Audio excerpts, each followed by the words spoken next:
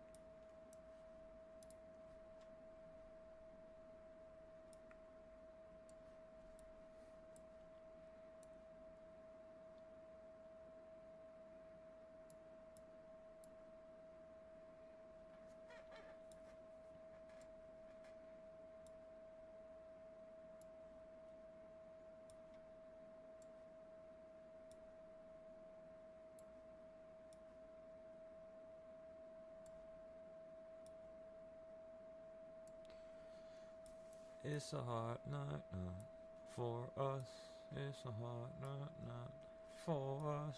Da da da da da da. Good morning, ladies and gentlemen. Good morning. Just updating some of the charts real quick before we get started. Got a couple more minutes here.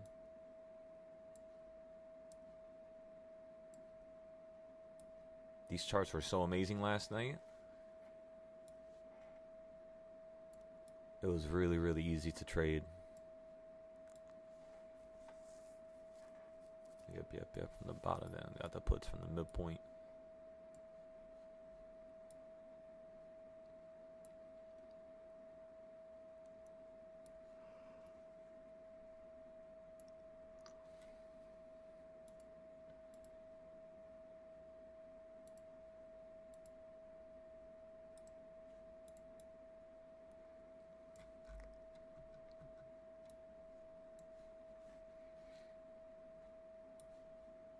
SPY looks like you're going to come down here.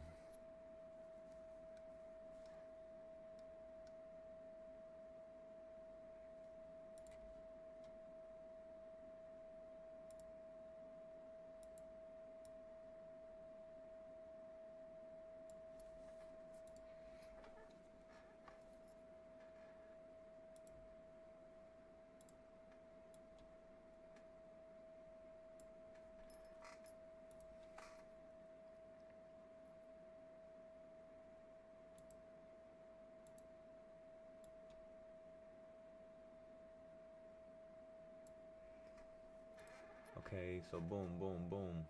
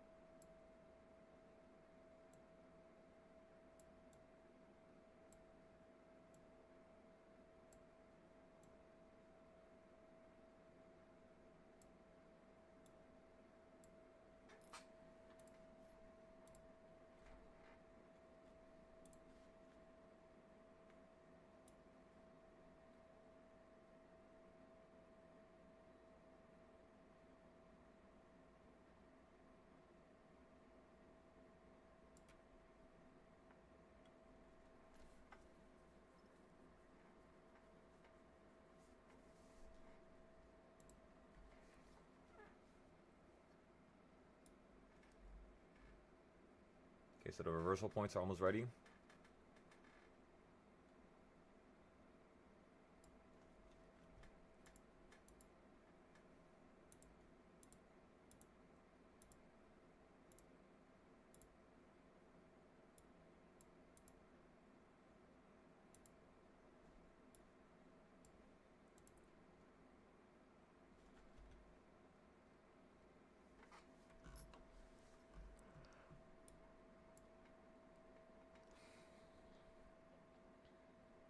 You could definitely fall down to 689.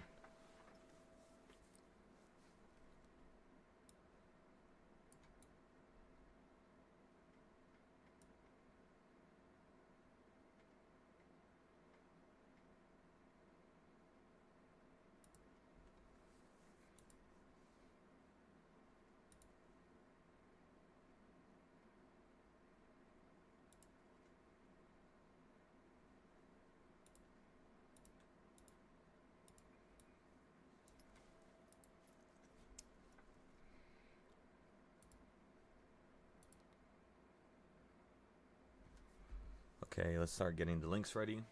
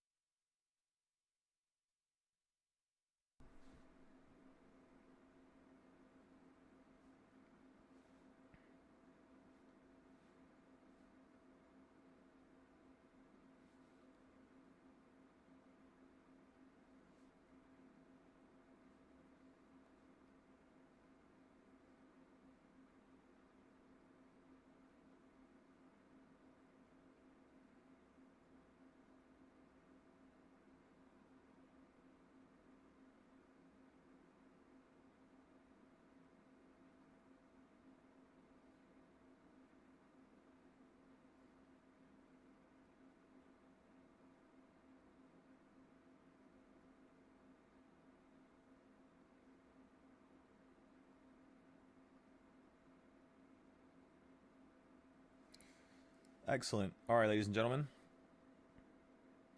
So the market is in an area where you want to fall out the sky. First trade I'm going to get into right here is going to be... That was perfect. It opened right at the point that we put it. So I'm looking for calls right now. For the first couple minutes.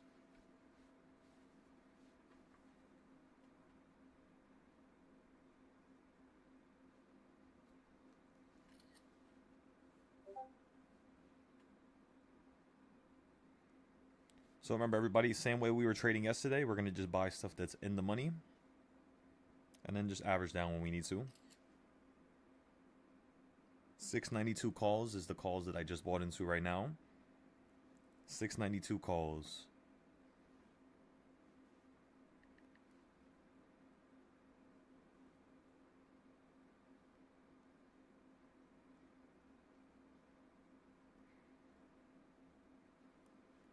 Again, it costs about $220 each.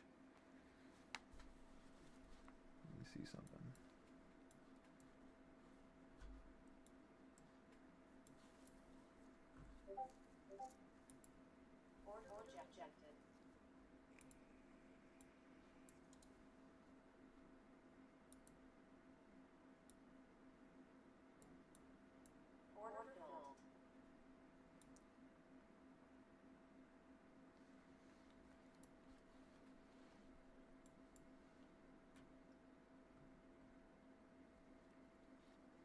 I'm playing a little scalp trade with the futures.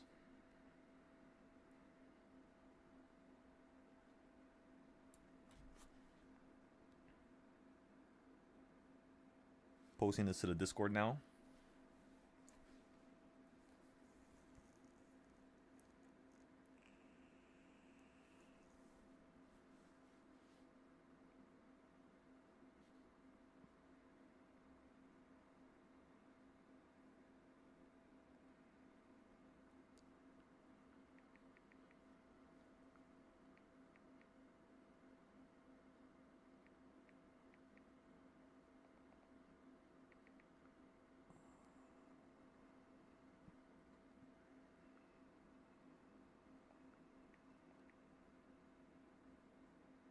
Okay, there you go, everybody. It's posted. Let me see.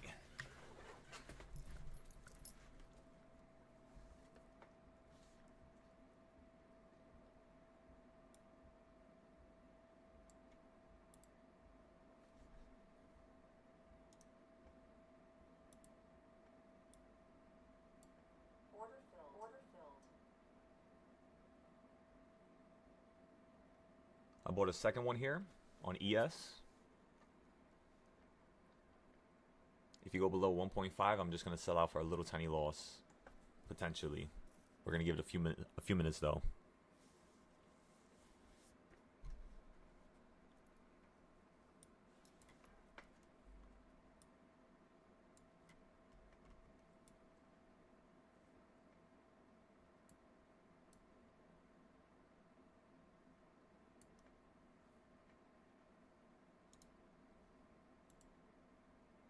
Order filled.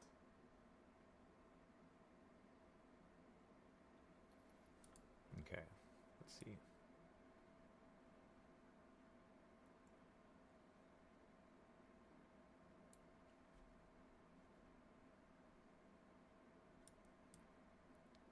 Still holding nicely at 1.5.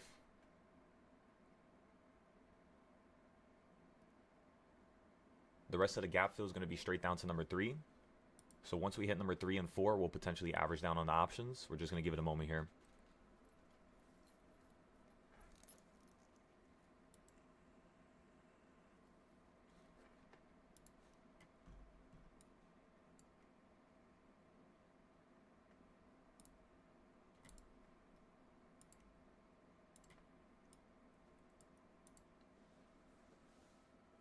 Waiting for a few more candlesticks. For now, we just have the 1-minute zones.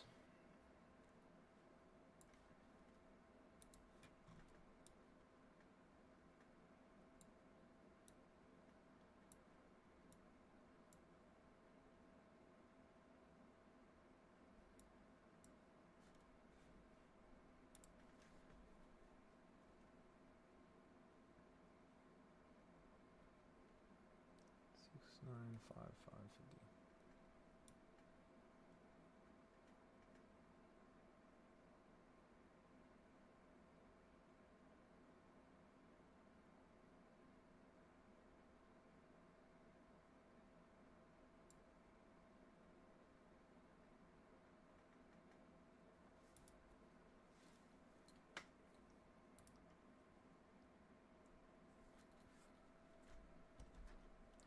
Let's rock and roll, everybody.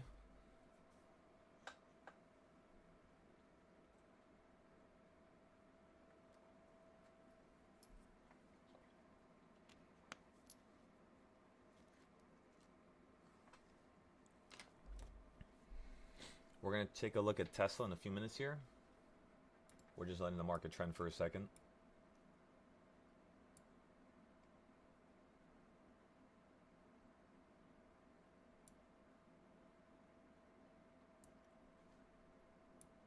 You're around 1.7 now.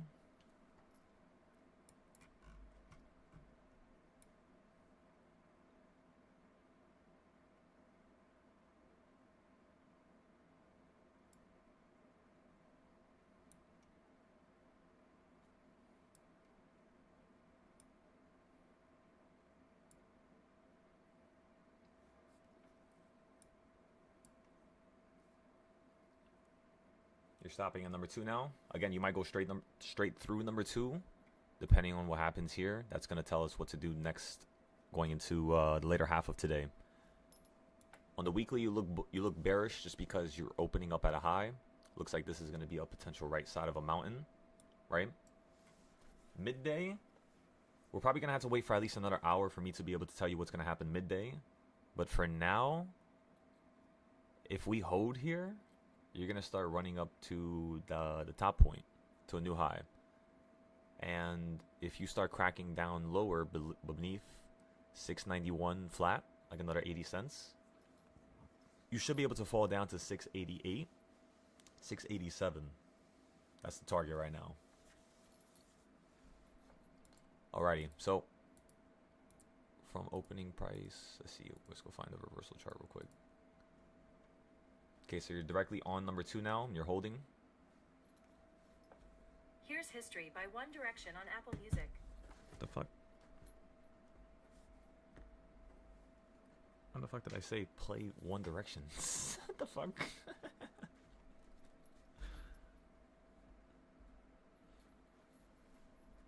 So yeah, that's pretty much everything.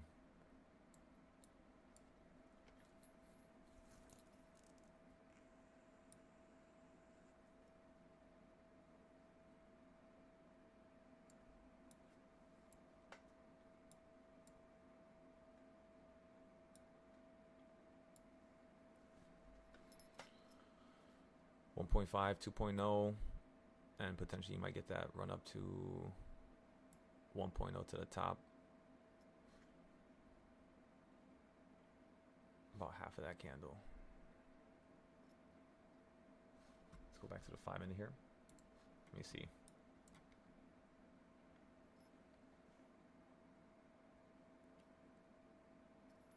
Oh, yeah, right above that candle right there.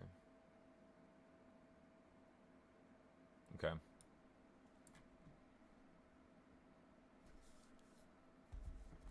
Posting this to Mumu.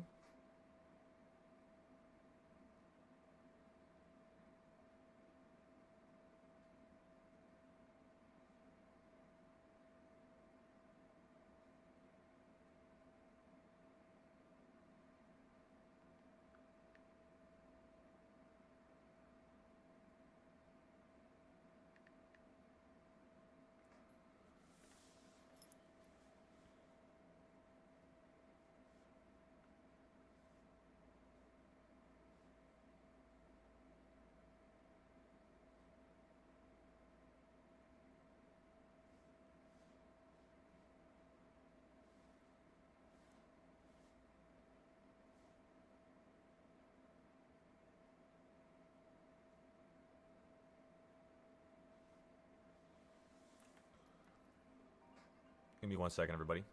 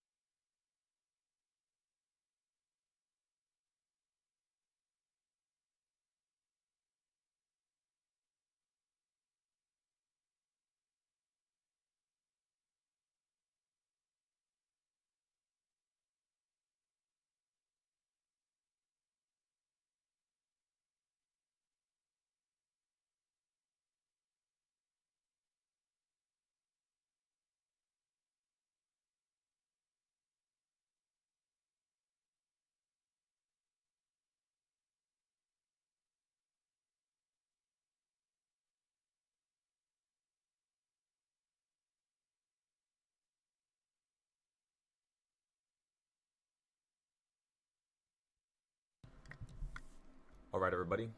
So we're gonna make the first CS zone now. 5 minute, of course.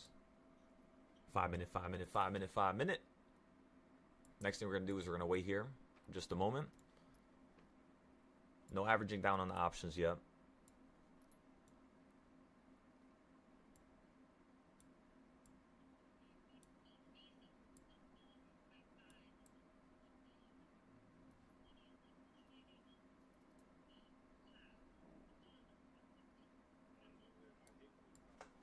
Okay. So we're done with all this. We got that trade.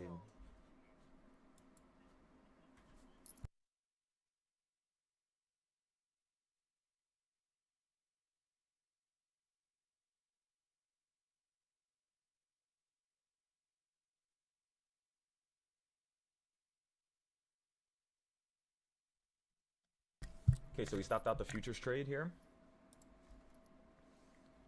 You went straight to number 1, hit number 2. Now you're at 3.5. Looks like you're going to hold here.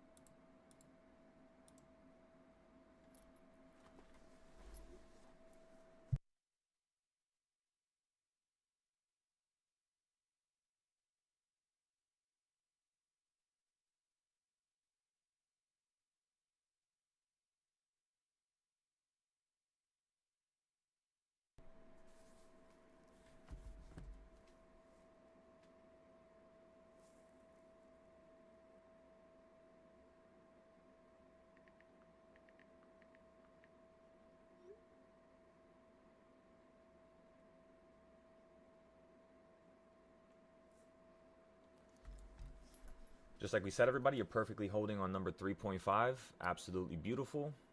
Solid reaction. We should be able to run up to number 1, if not a new high.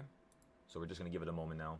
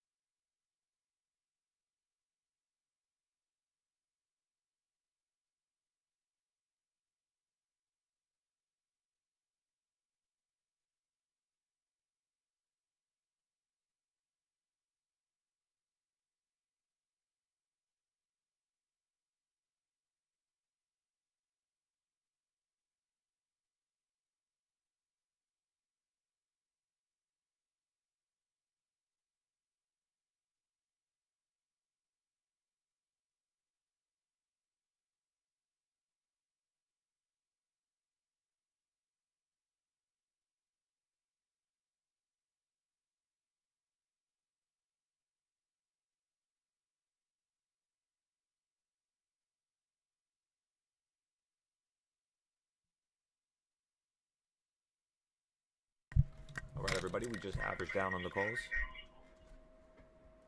Just bought a few more here.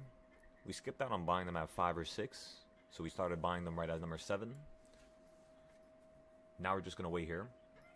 Give it a second. Options are around $30 each. We brought our average down to 60. So yeah, just got to be patient here.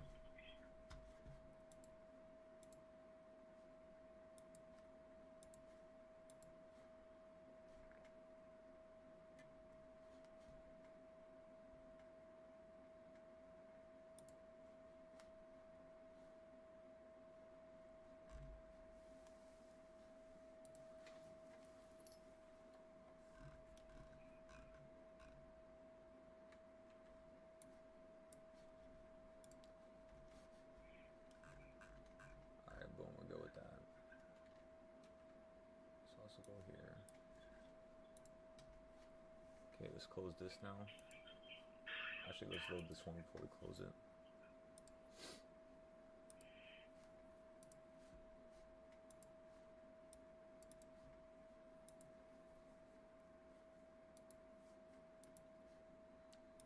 We're gonna go long here on the futures. Order filled.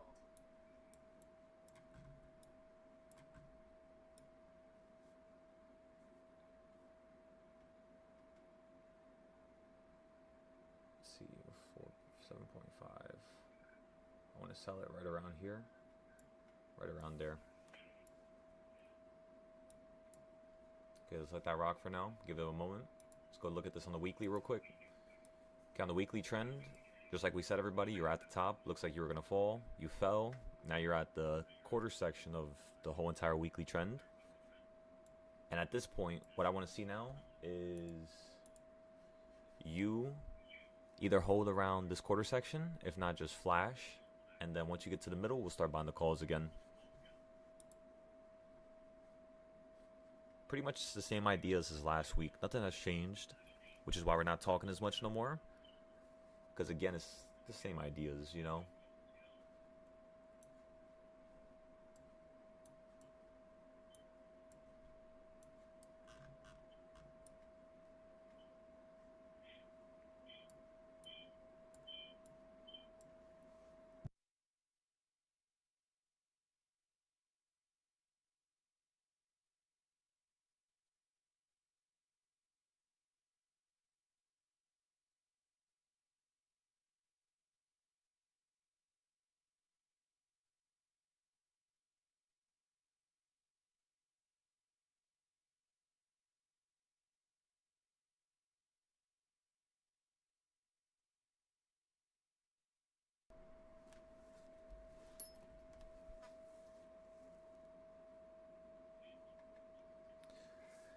Again, the market's still doing small moves.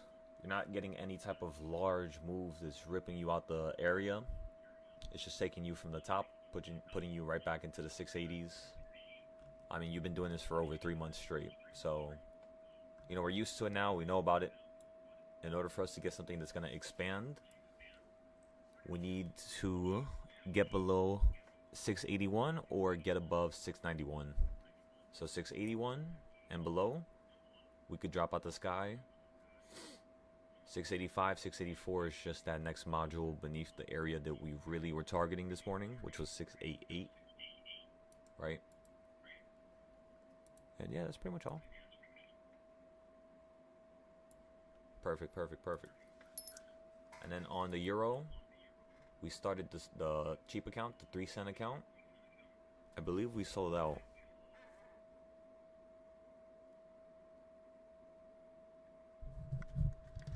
Let me go take a look.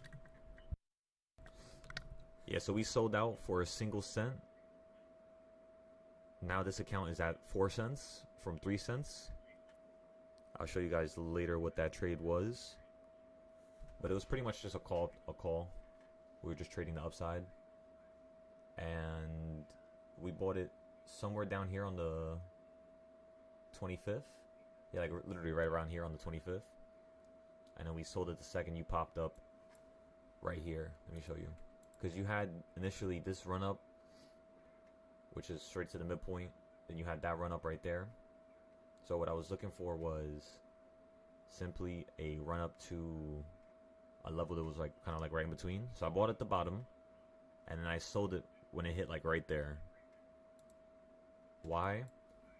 Because you're not always gonna break out and get that run that goes above it like this, but you can at least get something that's half of it, you know, like right there. So that's all we did. Simple and sweet. Gold's nicely holding on these monthly levels as well. Let's duplicate this, close this tab. Let's go back to the reversal points.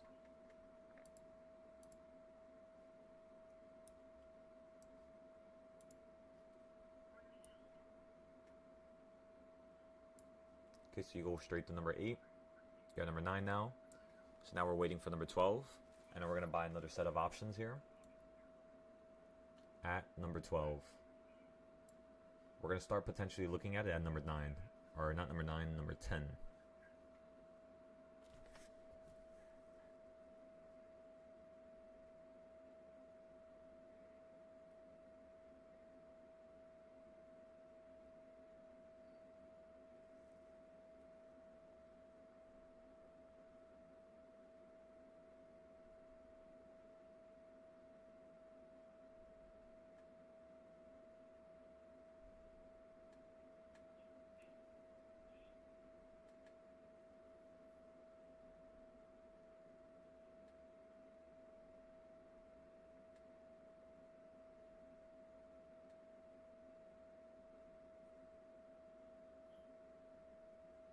Okay, so our average is at $50. Right now each contract's at 25, so we're down just 50%.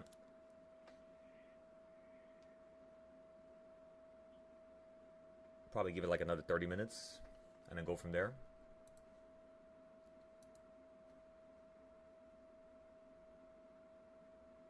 Four-day call, that's what I'm talking about, John. Yeah, right around here is a nice area for 4-day, 5-day calls. We just got to give this a minute since it's being aggressive because of how much you pulled up the past couple days with barely any downside. You finally got that downside and it all floated basically right around here, right? So just give it a moment, everybody. Give it a moment.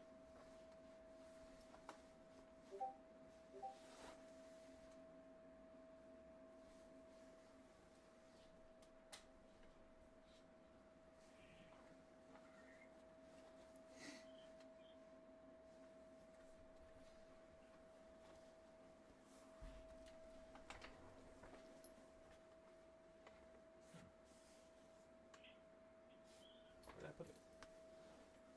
Oh, it's probably over there.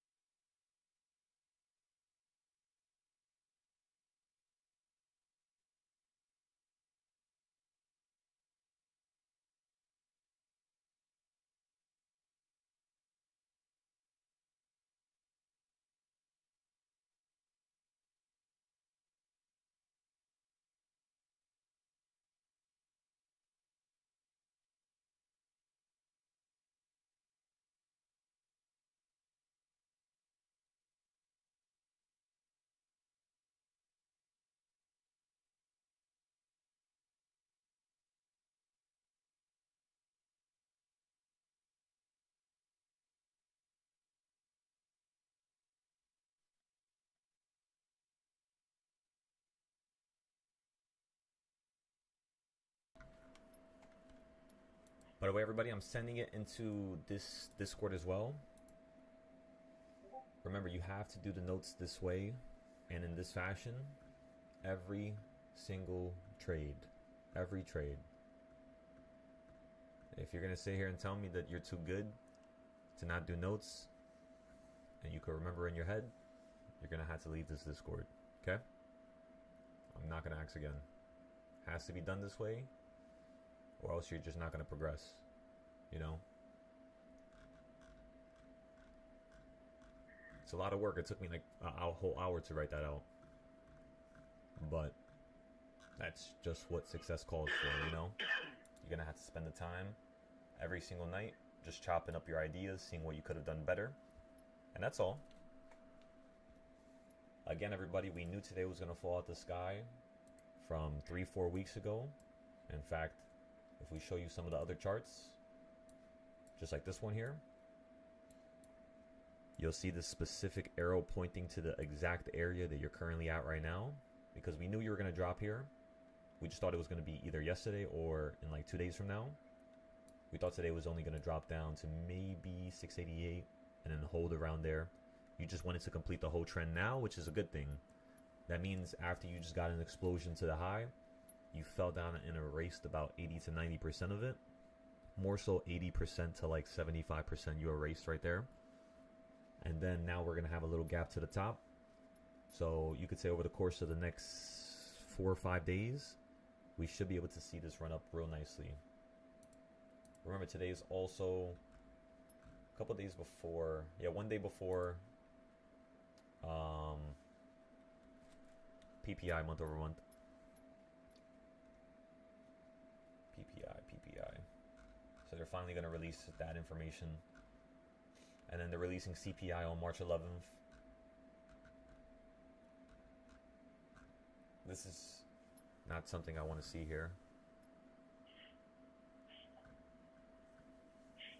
It looks like because of that one government shutdown, PPI is going to come out at potentially a different time now.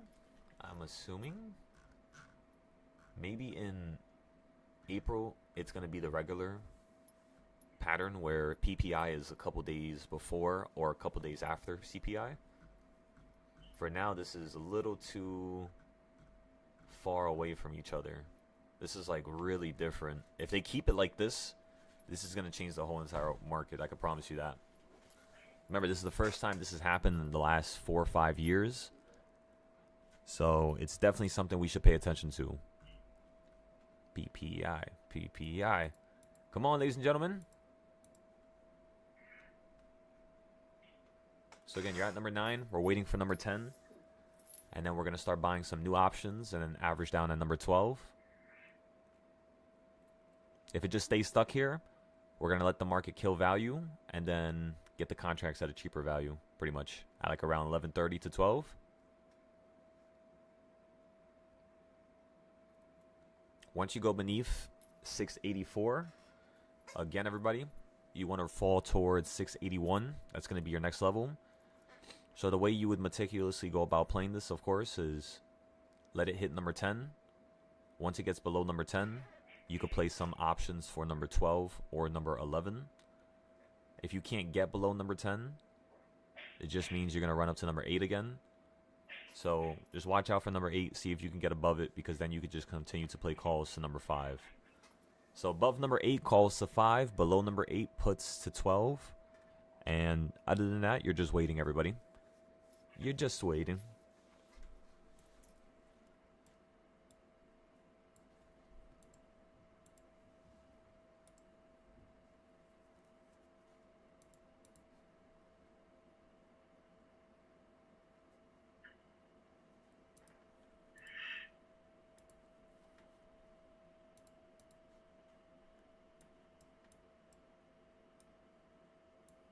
Order filled.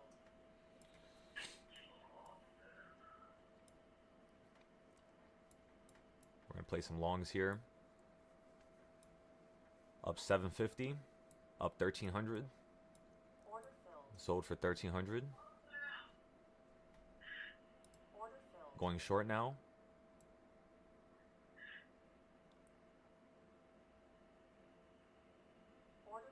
Sold for 250. Order filled. Going long again. Order filled. Sold for 500. Order filled. Short. Order filled. Sold for 500. Order filled. Long.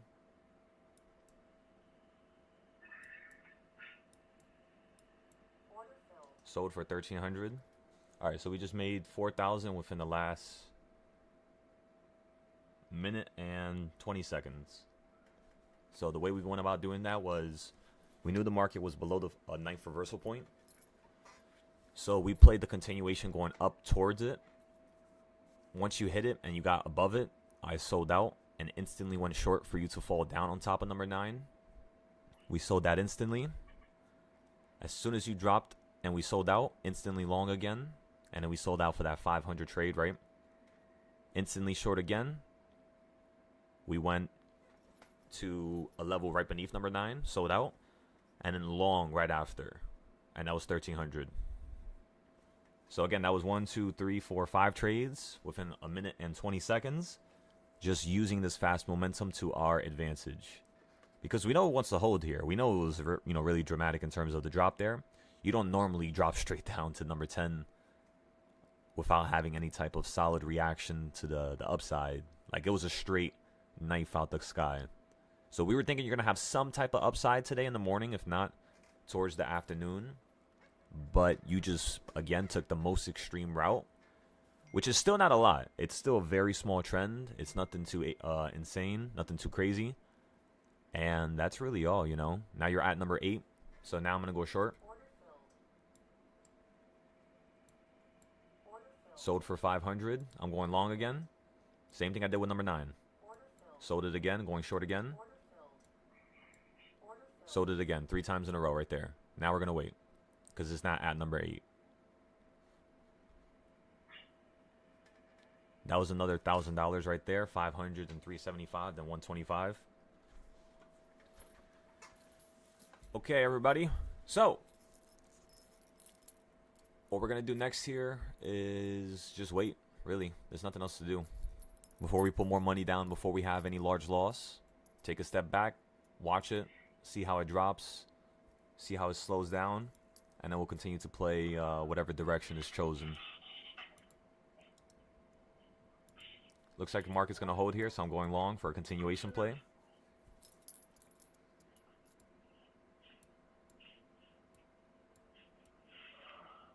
Order filled. Sold for 375.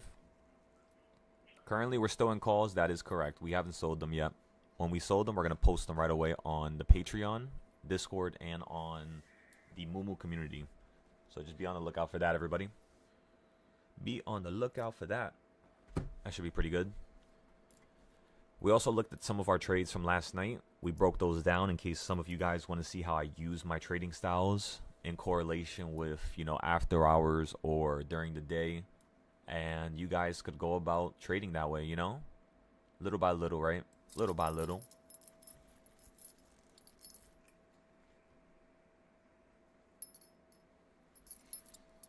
So that was all on ES. That was all on ES, which is basically the S&P 500, but that's the futures. So it's more aggressive. You can make a lot more money in a shorter time period. And that's the awesome part about it. A lot more money in a shorter time period. So it's just in and out. I like to go with max amount of contracts. And I like to specifically buy off of a location that is the most important location. And that's pretty much all. Just prioritize that.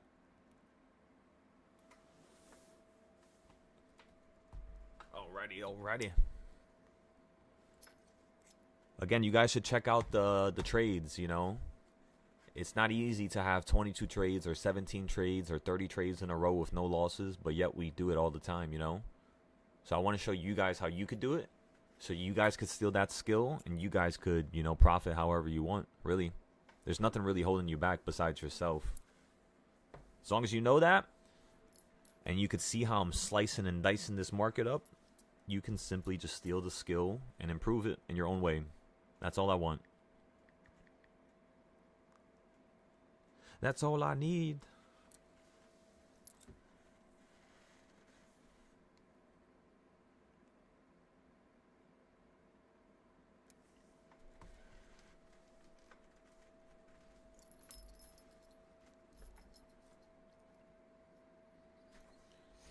Let's check the price of the contracts now to see how much they've been dropping.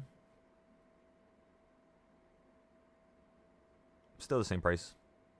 All right.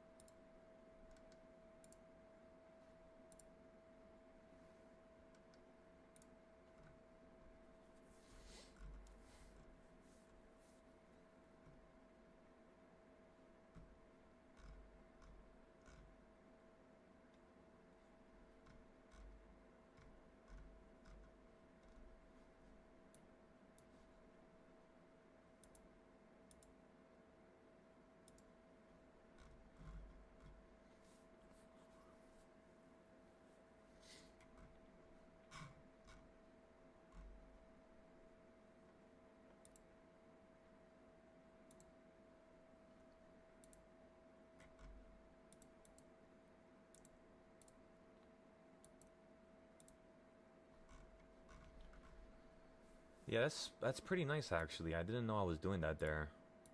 So we documented that. Wow, that's really, really, really nice. I'm very happy about that.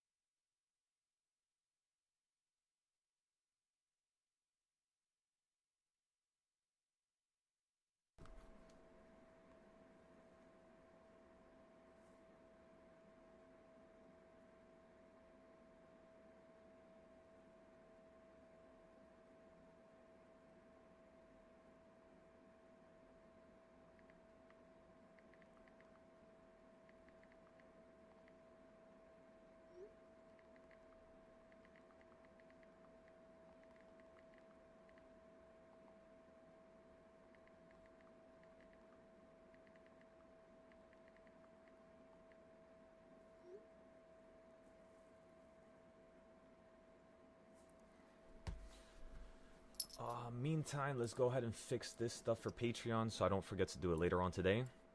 Remember, today's going to be the last day that we're going to be on YouTube, everybody. So use this very fast market and the lessons that we're going to learn today to be your guiding map for the next couple weeks here. What will you do for a corner bar?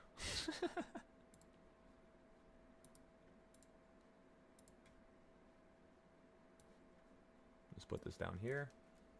Grab this page, put it over here.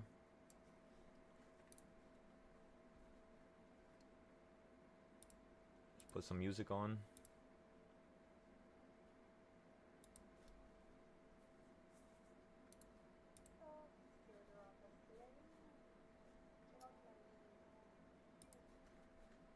Beautiful. So just like we stated earlier, everybody, when you were at number 9, we told you it looks like it's going to run to number 8. And when you were at number 8, we told you it looks like it's going to continue heading up higher to number 7. So every single idea, ever since the market slowed down, has been correct. The idea from yesterday was correct about us predicting the market was going to fall out the sky, as well as we were correct about the market running into the sky over the course of Wednesday, Tuesday, and Monday around that time. So boom, we guessed the upside, then we predicted the downside, and then we not only predicted the downside, but played something off the bottom and smashed it out the park with the scalps, going back and forth, you know? That's stuff we have to pay attention to, because when we're trading on any other platform, we just replicate it. There's nothing different, nothing, you know, not understandable, I would say. It's just a real simple topic, real simple concept, right? Can we trade? Can we have a good idea? And can it work out? If not, how can I improve it so that it works out later today or tomorrow?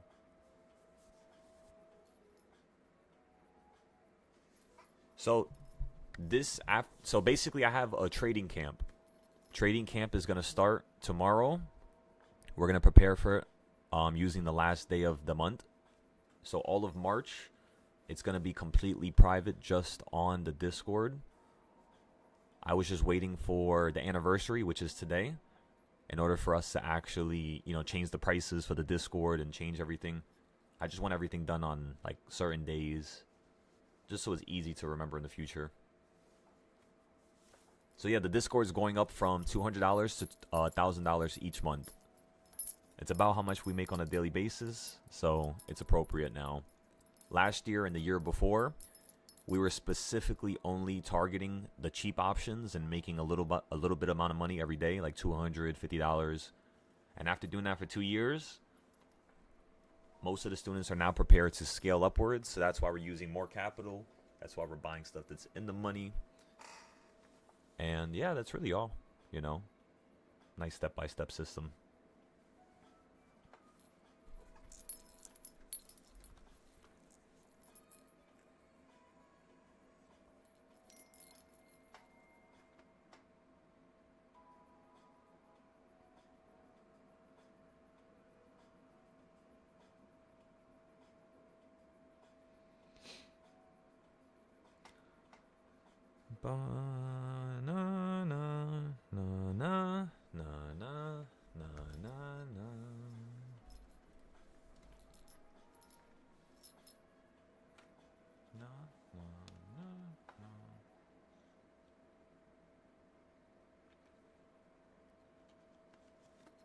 Again, looks like we're gonna hold here.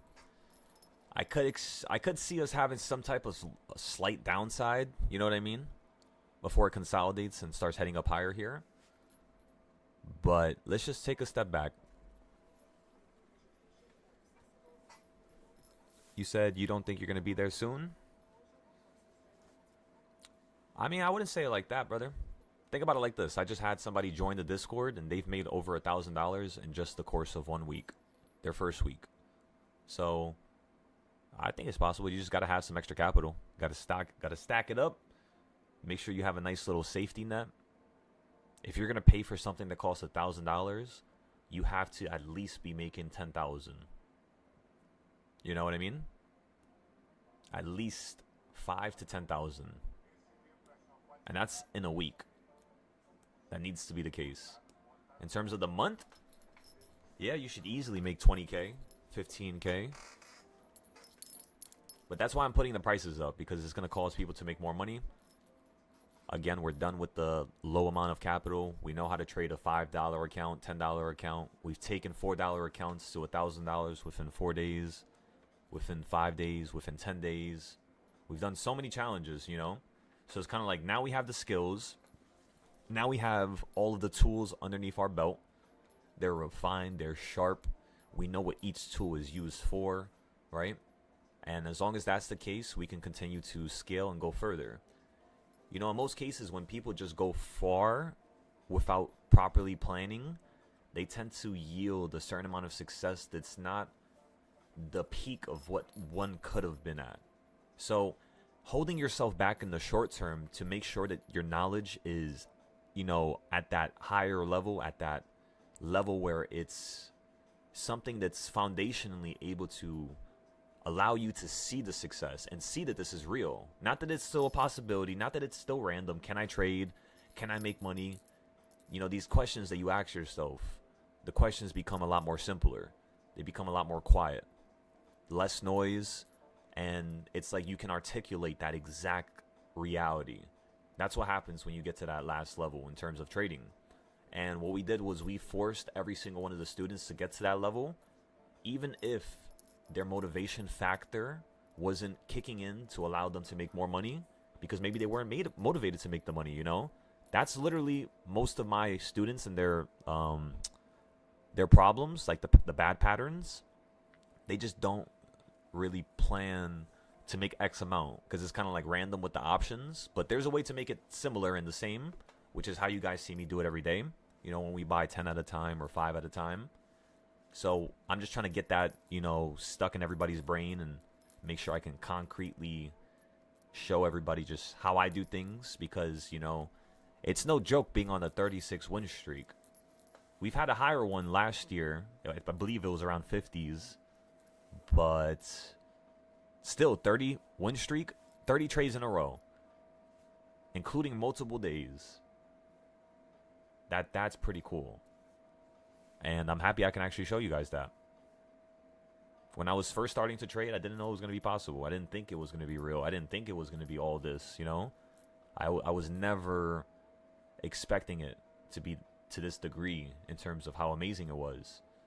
And it certainly, blasted me out the park in terms of my expectations. So that's why now it's like I talk so calmly and maybe so monotone sometimes, because the success is not something that I'm chasing no more. It's something that's just a byproduct of me living and breathing and me being in this group with you guys. Your success is going to be a byproduct of you being here, and that's it. We're all byproducts of each other's successes or success stories, let's just say.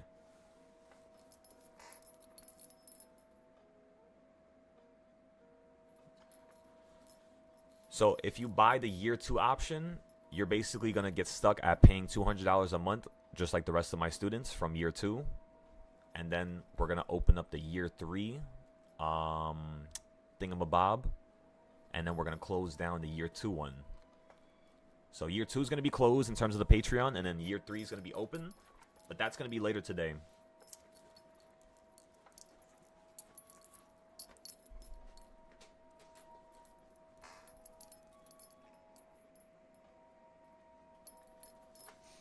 Honestly, Nathan, I'm not too sure. I would say just do what you can for now to stack up some capital. You need a safety net of at least 1,000 to, 5K.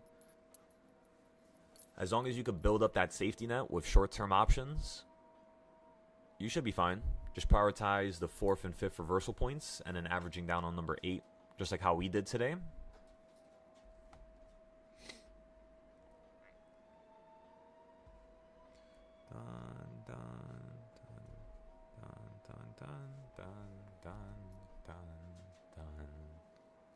Da da da da da da da da da da.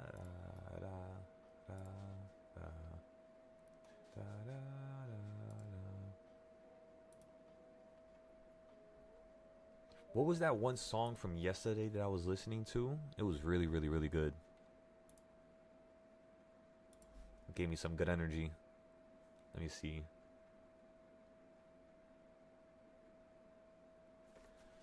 I feel like it was on this tab. I think it was here. Yeah, I've been listening to so much music recently. Last night I was trading. I think you guys know this, but last night I was trading pretty much all night. You know that, right? Like all night. You guys want to see my charts? Look at how crazy these charts look. Look at how beautiful this is. Shit, I kind of impressed myself. So this is the charts that I was trading with last night when I was making all that money with futures. It was all this right here. This is what I was looking at here. So the way I would trade it is I would basically allow this to go to the bottom of this uptrend. We had a few mistakes here. We almost lost the account, but then we got it. We got a nice little put play. Where was it? It was, oh yeah, right there. No, it wasn't. Where was it? 4 a.m. Yeah, it was like 3 a.m. going into 4 a.m. So right here, I bought a put right on this line. And you see how it ran up so far to the top side? My stop loss was in this quarter section right here for $1,600. I did not hit the stop loss. I was down $1,000 though. It then shot right back down and it hit my target, which my target was literally right here. So that's why I bought the put. My target was right here. You ended up running all the way to here, and then you did an equal reaction exactly how I planned for it to do, falling back down to the bottom of this parallel line that it was holding down here, down here, down here, and of course down here for a second. So yeah, that was a little risky, but it worked out real nicely. The other trades were all pretty easy. So like, for example, right here, because I made that mistake, right? You guys see how I bought a put right next to the last high and I didn't buy the put above the last high? So what I did here to make this better in terms of the trades that we did at 7 a.m.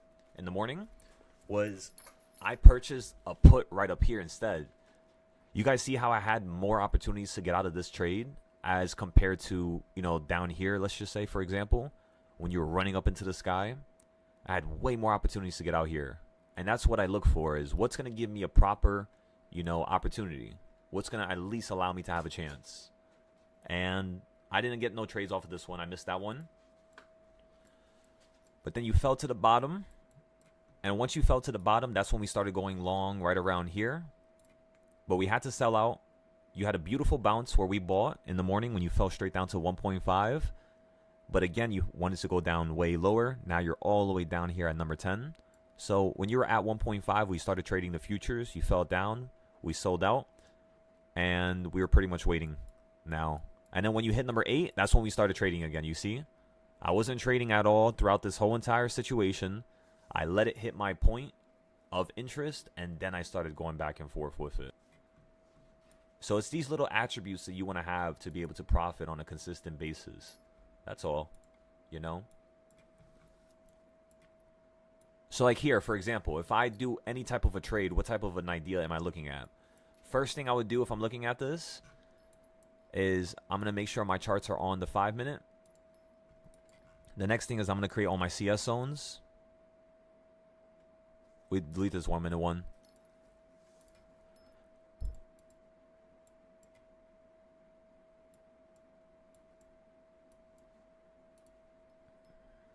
So again, this is my other trading style. One of my favorite trading styles I've ever created. In fact, it's probably the only trading style that I've created that didn't require too much upgrades. It was always working with the other trading styles, and not only working with them, but doing better than them, in my honesty. From what I've seen, CS zones are scary to use because of how correct they are. Sometimes I'll have an idea and I'll be like, there's no way that it's going to reverse here on this CS zone. It's going to pump up to my location first and then it's going to reverse. And it always listens to the CS zone. It's the funniest thing in the world, really. But it's awesome because it's kind of like a superpower that we have.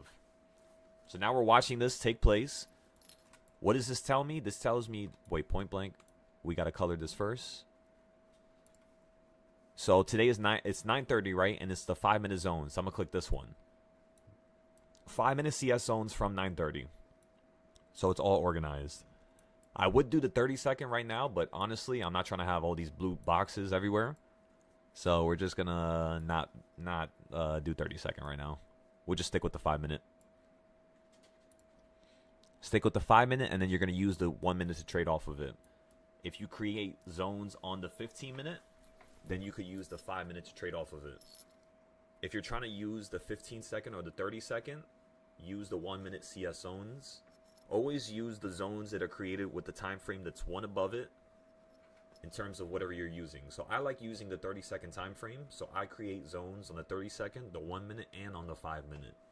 Same trading style, 3 different sets of zones. And then I include my indicators, I include my other trading styles, my other 99 trading styles, and boom, you get a nice little recipe like you do today. For example, what's another trading style we can add? The parallel lines go like this. Go to the bottom, bring it to the top, and as you all can tell, this is potentially going to break out from here and fall straight down to here. So what I'm going to do is I'm going to just play puts right now for this to fall out the box.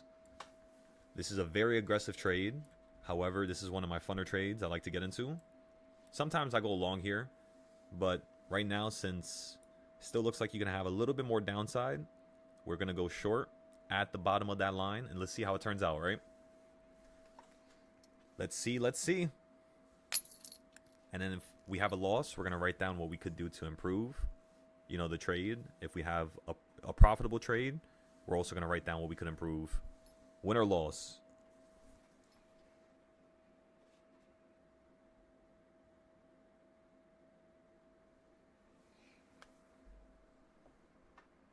Roger that, Mini.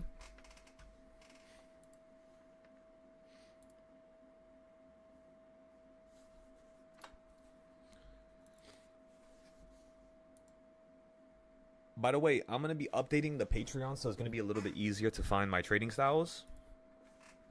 I haven't finished it yet, but let me show you guys, for example. So right now, if you go to my Patreon, you can see all the different sections. I gotta still update the classes from 2024. There's about 300 of them, but I'm just trying to get the pictures and the collections, you know, all nice and neat. Try to see which ones I want. So we're gonna start up your daily options plans, which we're gonna start posting after we come back from our break. So in April, we're gonna be posting every day on the daily options plan. Every day is gonna get a motivational post, and every day is gonna get a post for the trades. Besides that, the supply and demand zones is here, but in all honesty, I don't know why the hell I have I think I have it at $1,000 because they make me put a price. But I'm gonna put this back down to like $4 because honestly, I don't really care if people use supply and demand zones or they want to, you know, pay for it. You could have it for free. Honestly, it wasn't even my style initially. I took it from another individual and then I improved it beyond comprehension. So I turned it into something it doesn't even look close to what that guy was creating, but the fundamental aspect of how I create the zones was his idea. So that was in 2022. So that's this trading style. That's number 0. That's the first one we ever created. We still have 100 more that we want to post. So yeah, I'm gonna have to see how I'm gonna go about posting this here. And yeah, it'll be easy, nice and neat. Whenever we get into NVIDIA leaps or Tesla leaps again, we got those sections nice and up. Again, everything has a price, but I'm going to be changing everything. I just have random prices here because I was trying to see how much, you know, they would let me put on the thingamabob. And yeah, for example, like the $4 to $1 million challenge, right?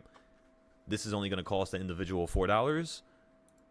They'll be able to see how, you know, I've consistently turned these trades into a crazy amount just using, you know, normal methods. Nothing too crazy, right? You know, like stuff like this, right? This is all within the course of 1 day, I believe. Yeah, this is all within the course of 1 day. No, it's not. No, it's not. Look at the bottom, the dates, different dates. What was I posting this for then? I gotta check this out. I gotta organize a lot of this stuff, as you could tell. Up 1,700%. Almost lost $5. Lost $5. We were up 80%. Yeah, we should do another one of these $4 challenges. Honestly, they're pretty fun. We'll see.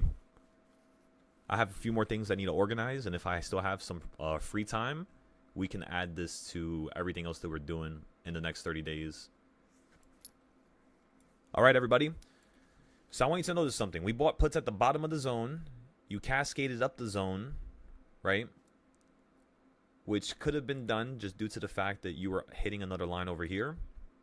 So let's say if you make a little, you know, kind of like wedge going straight up to the tops, and you're hitting all the different tops. For example, some of these tops over here, some of these tops, some of these tops, some of these tops, and you bring that line to the right side, it's going to show you a general idea as to where the momentum is heading. And that tells you right there that there's going to be a breakout. That's the reason why I bought puts here. Is because you're curving. You were once hitting the top of this line on the diagonal. Then you were hitting the middle. Now you're hitting the bottom. And now you're beneath it. So there's these qualities, like I told you guys before, the staircasing quality that every market has that we have to pay attention to.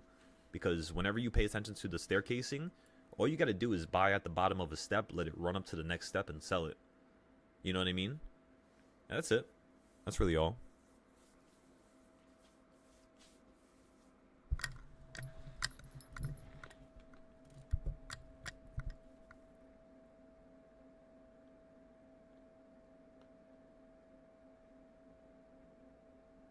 So you said it's CS zones and DARP the same thing? No. So CS zones is different. CS zones is more for short-term price action. The DARP is weekly, monthly, and short-term price action. They also look at different highs and different lows.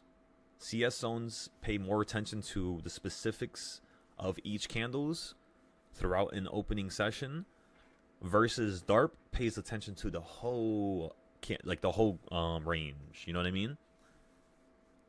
The only thing that's similar about them is how you buy, as well as the fact that I'm using a square tool to create it. That's really all. So you said if once it goes back down to the next CS zone, it will come back down. So what I'm looking for, everybody, is the way you trade with CS zones is calls below, puts above. So right now, do you see how you jumped above this CS zone and I have puts for you to fall down on top of it? But I'm probably going to sell it somewhere in between. And then once it hits it or goes beneath it, I'm going to get into the calls right down here. For example, I'm going to get into calls right down here, everybody. Like right around here. And then I'm going to play for you to potentially run back into the zone or hit the middle point or go to the top of it. So as you all told, or were able to tell right there, we're up $250, $375 actually. Actually, no, we were up $500 right there. $500 for a second, everybody. And the most I've been down this whole entire time was right up here at the top, 3,500. So I want you to notice that, because just with us having a little tiny trend that went against us for a couple seconds, nothing major. You know, if I show you the SPY chart, you literally just fell from 6 to 7.5. But just you running up from 7.5 or 6.5 back to 6, just about 50 cents of movement was enough for me to be down $3,000 with five contracts. So that's something you have to be cognizant of, because then you could be like, all right, today's performing big moves. I want to trade on my futures account. How do I do it? One contract, you know? One contract is good enough for days like today because you're performing large moves. Plus, you're going to have a bigger buffer. You know, you're not going to be just getting shredded, just like how earlier we had a little situation. And, you know, it happens. It's okay. Things happen. Life happens. It's no point for us to get angry. We only have time to learn, you know? Only have time to learn, ladies and gentlemen.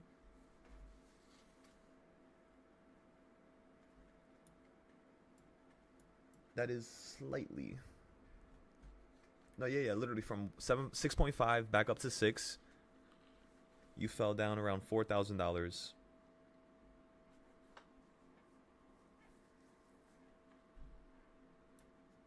And then when you fall down here, I'm trying to sell out for around 1,700 to 2,500. About half of what I was down on.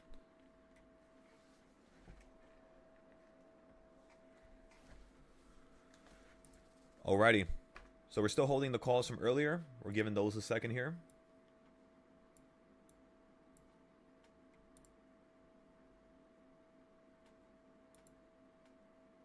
Little by little, little by little.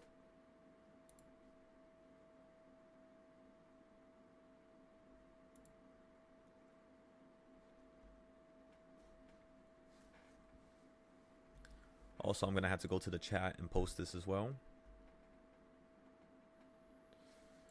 The second anniversary. Can y'all believe we've been doing this for 2 years straight? So crazy.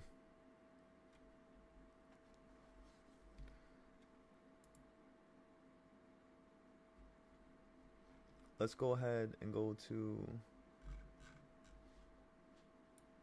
memberships now.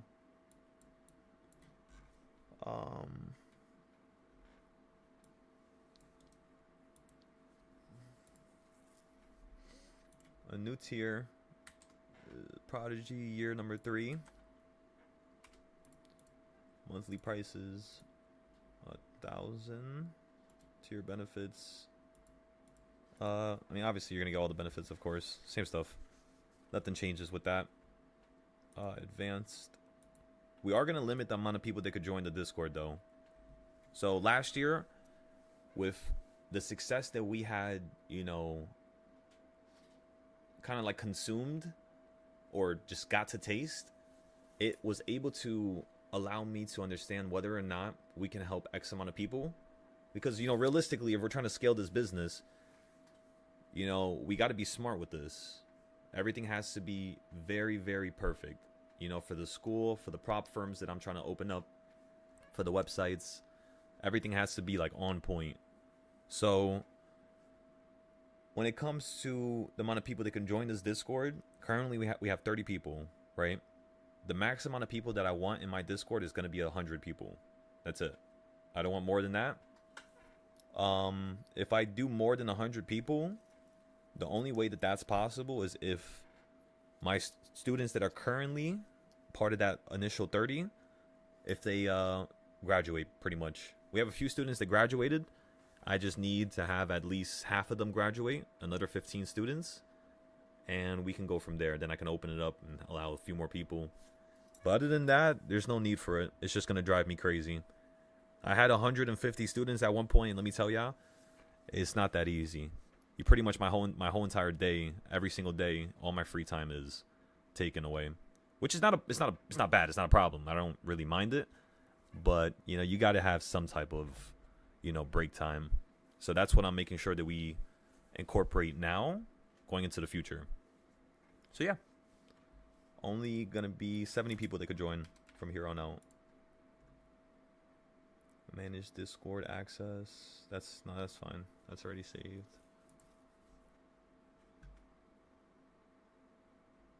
Okay.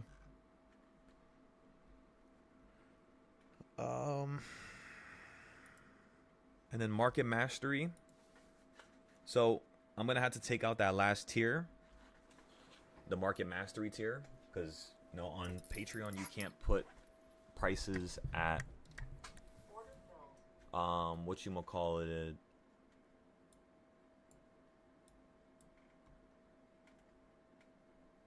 Wait, let me see what just happened right there.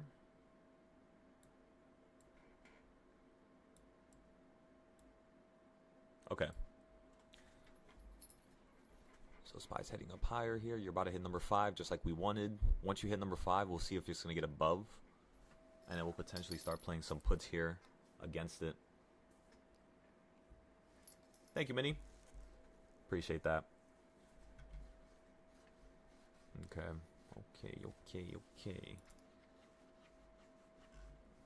Let me unpublish this tier. Unpublish this. Go back.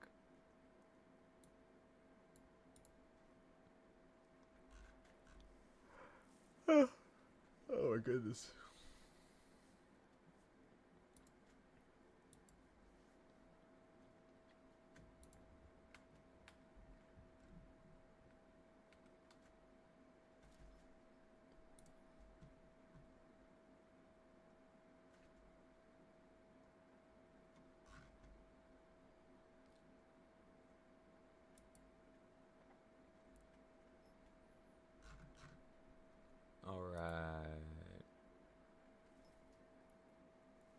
You said how long before you graduate? Well, in order for a student to graduate from my Discord, it's pretty simple. They basically had to show me that they can make over 20,000 a month. Once you could show me you can make 20,000 in a month, at that point, you don't need any job at all in the world. 20,000 times 12 months, that's a lot of money. It's 120,000 a year, minus taxes, right? So it's 240K, or let's just say, 240K minus half, because you're going to have to pay half in taxes, even if you have no deductions. So, let's say you play this the normal way, no deductions, no business setup, none of that, you would still make 125,000. And that's more than most minimum wage jobs. Obviously, 125K is still not really that much. I think a person needs to make at least 300 to 600K in this economy. In order to have really good freedom. So yeah, if a student could hit 20K a month, and then they could scale it up to start, making around 50K a month, you're done. You don't have to have a job no more. I take you through a few challenges, a few tests. It's only going to be about 3 tests. Before it was 5. Now I narrowed it down to just 3. The first test you get after 3 months. The second test you get after 6. And then the last test you're going to get after the 7th month.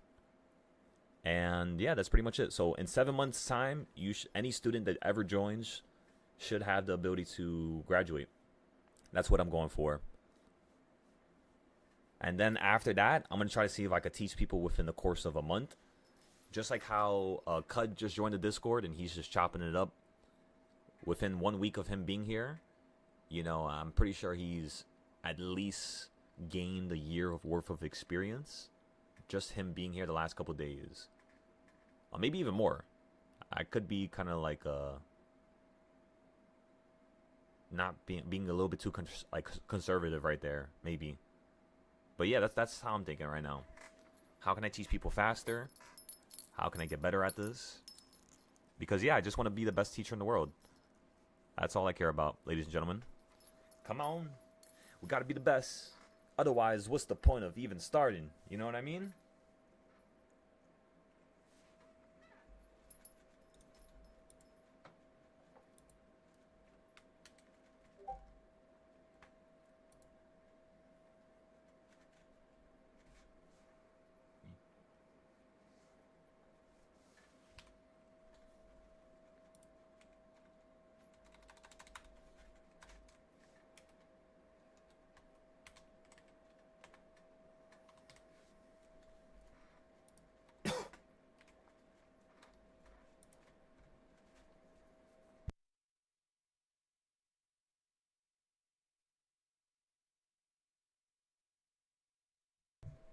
All right, boom. Patreon's fixed now. I had to. Oh yeah, I had to send this. Let me email everybody first. Let's go here to create a post.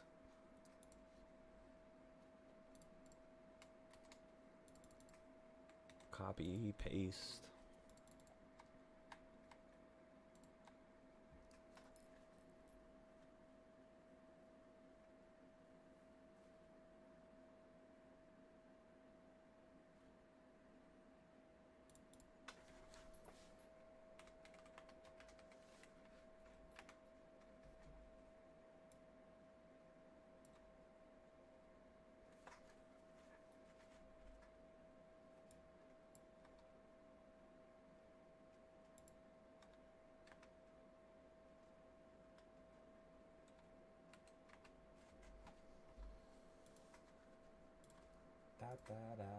So you hit number 5. You fell from it, everybody. Pretty nice. You said, is he a student? Who exactly? Which one of the students? Oh, you meant like Cud, the one that I just mentioned?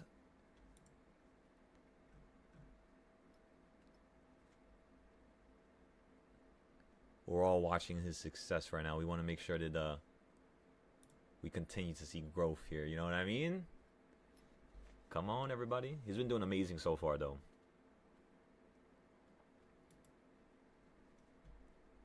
Okay, where are the pictures? Picture. Pizza. Why'd I just pop in my head?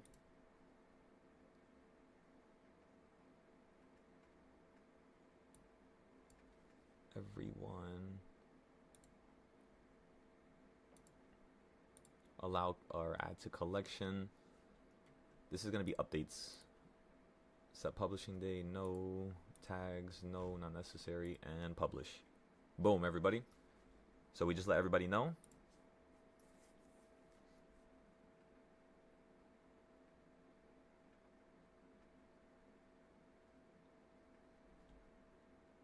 Okay, boom.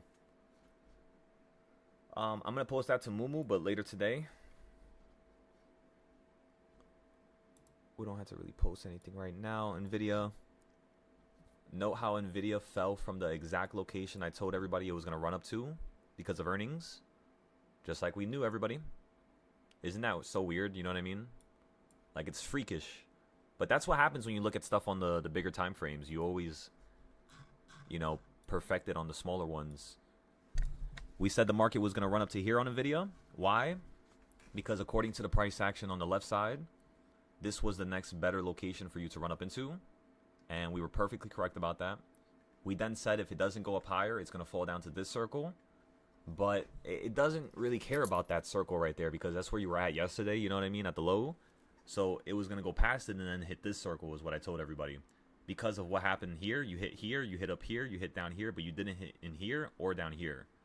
So if this was to fall, King's Point, my other trading style, that's what these circles are. They're called King's Point. King's Point is trading style number 69 that I've created. It might be 66, actually. 66 or 69. And it's basically one of the strongest weekly trading styles. And yeah, it works for earnings, works for pretty much anything. And that was just like my way of showing you that you could predict stuff. Even with earnings, like it doesn't matter. You could predict anything in the world.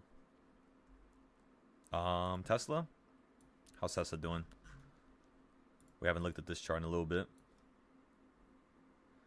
Tesla pretty much hitting the same levels as over here from the left side. Look, watch what happens when I extend this area. Extend it to the right. You see how you're falling towards the middle point, get above it, quarter point, listen, top point, almost to the middle, get above, then you're at the quarter point holding on it. So this looks really nice for Tesla. If Tesla's going to do anything crazy on the weekly, it's going to run up to here. Ready, everybody? We're going to predict it again. I'm going to show you this tomorrow now. We predicted in video. So every day, let's test something. Let's see if we could predict it. And then the next day, we'll look at it and see if we're correct. That's the only reason why I was able to get so good with predicting in the first place. You got to just literally dive into the deep end of the pool. But yeah, you're going to fall down to here. Or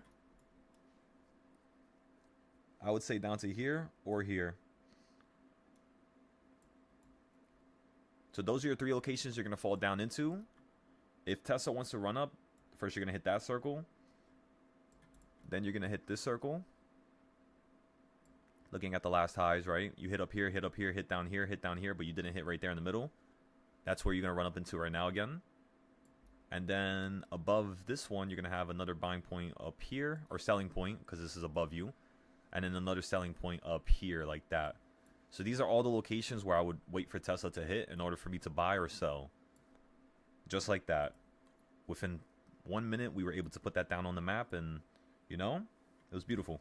For Microsoft, we knew this was going to fall out the sky, as you all know. And you're pretty much at one of our quarter sections that we love to buy from, and you smacked into it and held.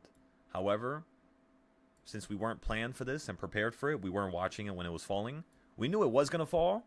We just weren't watching it as it fell. We didn't get the buy down here. But yes, if this does fall below this zone, we are going to buy Microsoft. I told you guys that shit was going to crash. Remember, it went up because they created a solid state. What is a solid? No. They created a new state of matter. You guys know how you have liquids. You know how you have gases from chemistry. These nut jobs, they somehow found a way to create a whole new, you know, form of just that mess, that chaos, right? And when they created this new form of the word just slipped out of my head. Whatever. Whenever they started creating this new technology and this new state of matter, what it basically is going to be used for is supercomputers. You know, like quantum computers and stuff like that. I know you guys heard a lot about that recently. And Microsoft is literally the person who holds the technology that's going to change the world. No wonder, right? Cough, cough. But yeah, so is it out now? Do they have that technology out now? Is it inside of a computer right now? Or is it going to be inside of a computer in the next 3 years? In my opinion, no. That's the reason why this was all nonsensical data. That's the reason why Microsoft fell right back down. Because it's not supposed to go up for at least another 2-3 years. It's just the news was so powerful and so strong. That shit made it rip through every single point that people were trying to sell this at.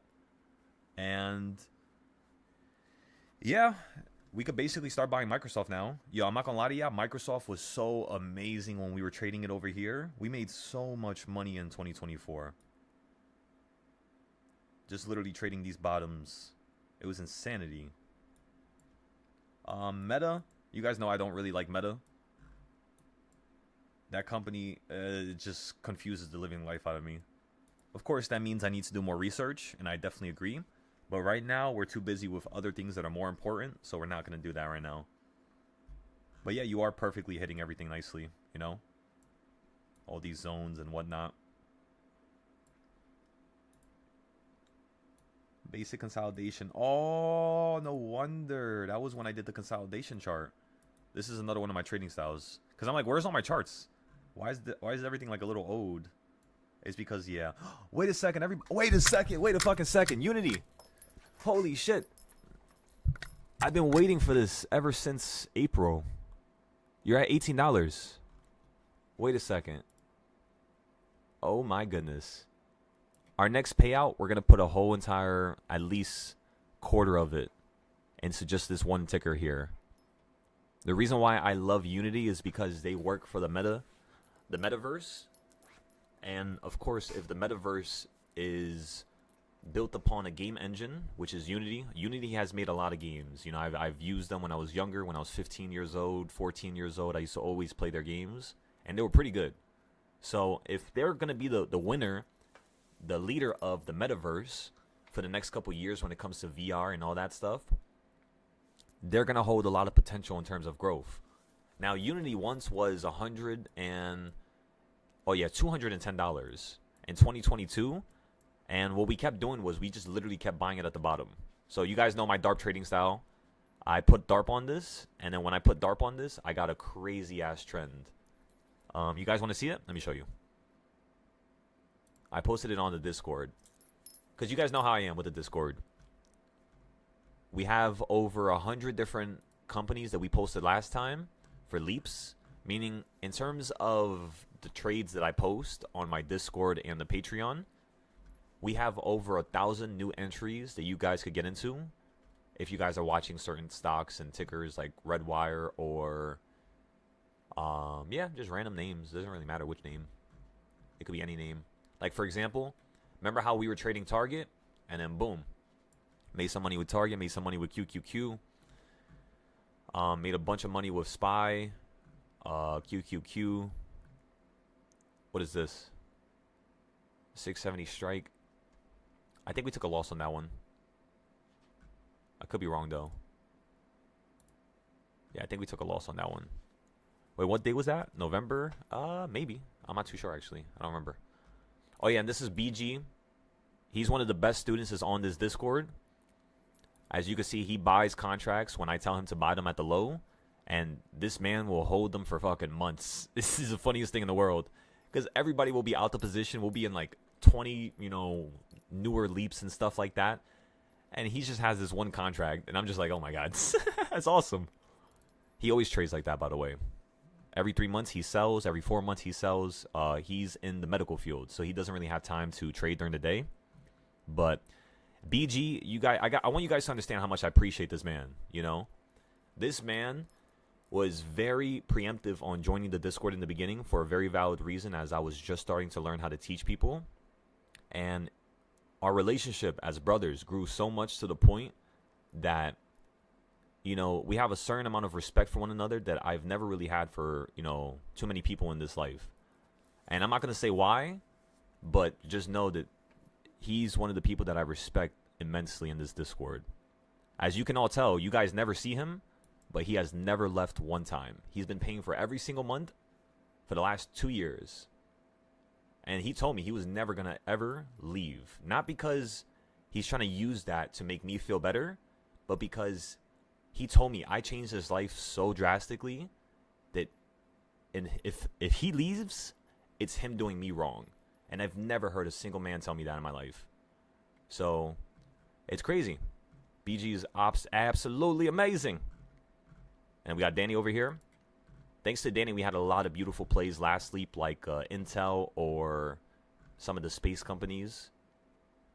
As well as, what was the other company?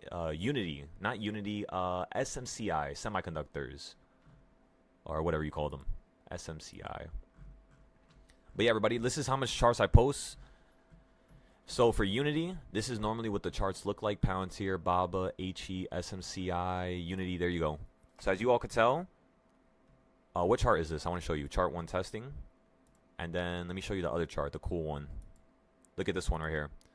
I made this chart in 2024. And every single up and down that the market has had, I predicted it perfectly. Don't ask me how I created something like this because I don't know what the hell my brain was thinking. It was just having fun, really. And yeah, it literally works. What chart is this? I want to show you guys this one, actually. Dr. Quack. Damn, I haven't used that account in so long. What account is that under? I think it's under this account. Let me see. Trading View. Dr. Quack. Let's take a look at SPY here. Pretty much doing nothing still. Trading view, please load.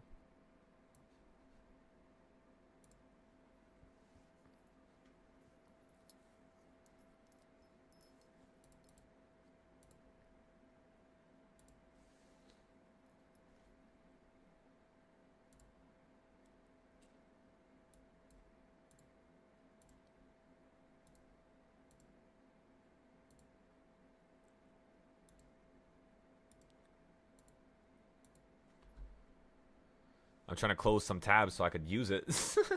What's going on here? Everything is frozen. Help.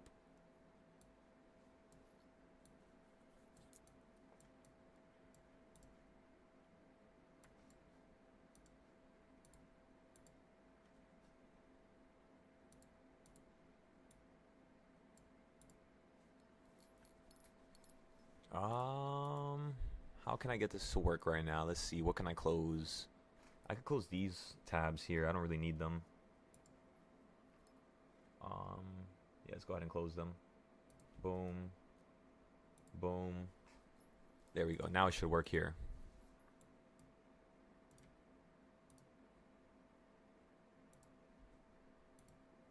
Why doesn't it want to work? Why are you being so complicated?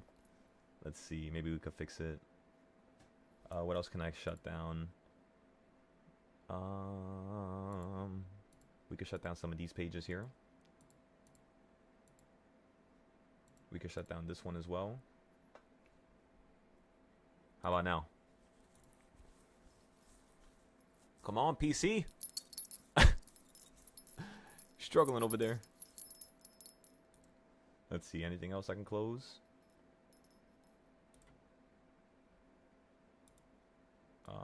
Let's take off this music.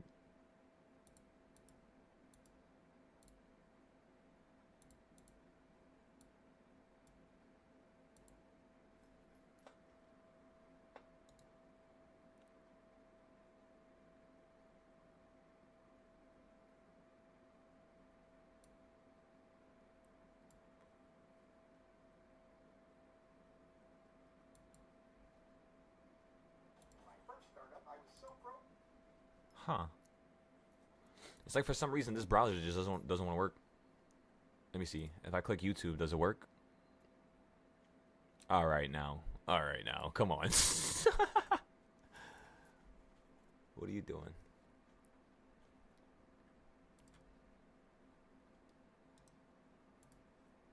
Let's click this one and then let's try it again.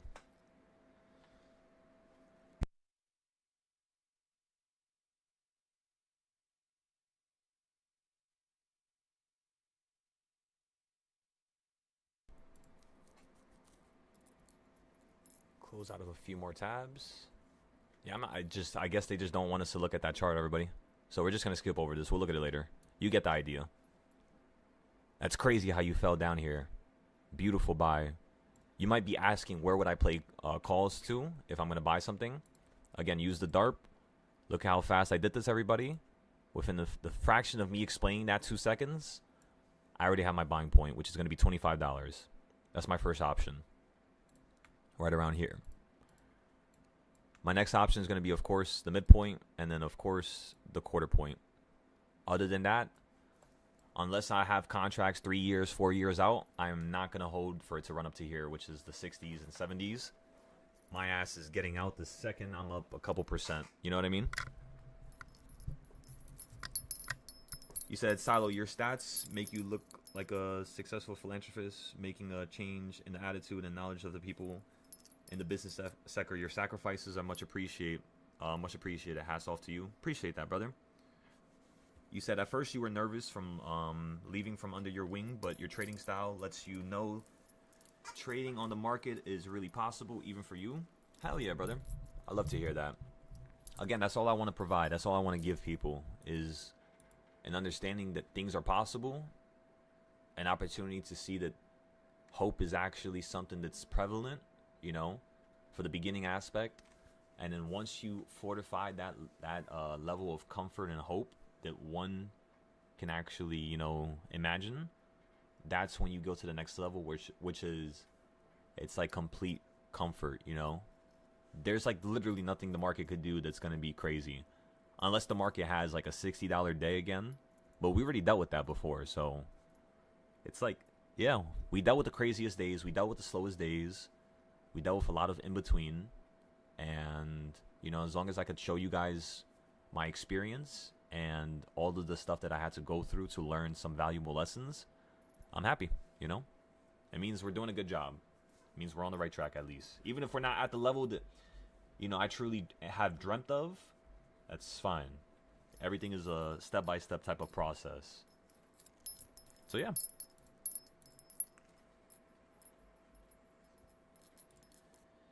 You got to keep your energy.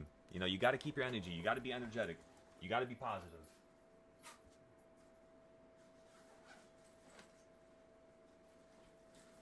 The second you notice things around you are not giving you that type of good energy, and it's actually something that's, you know, kind of like counterproductive, counterintuitive to your own success, well, that's when you disappear. That's when you get away from it.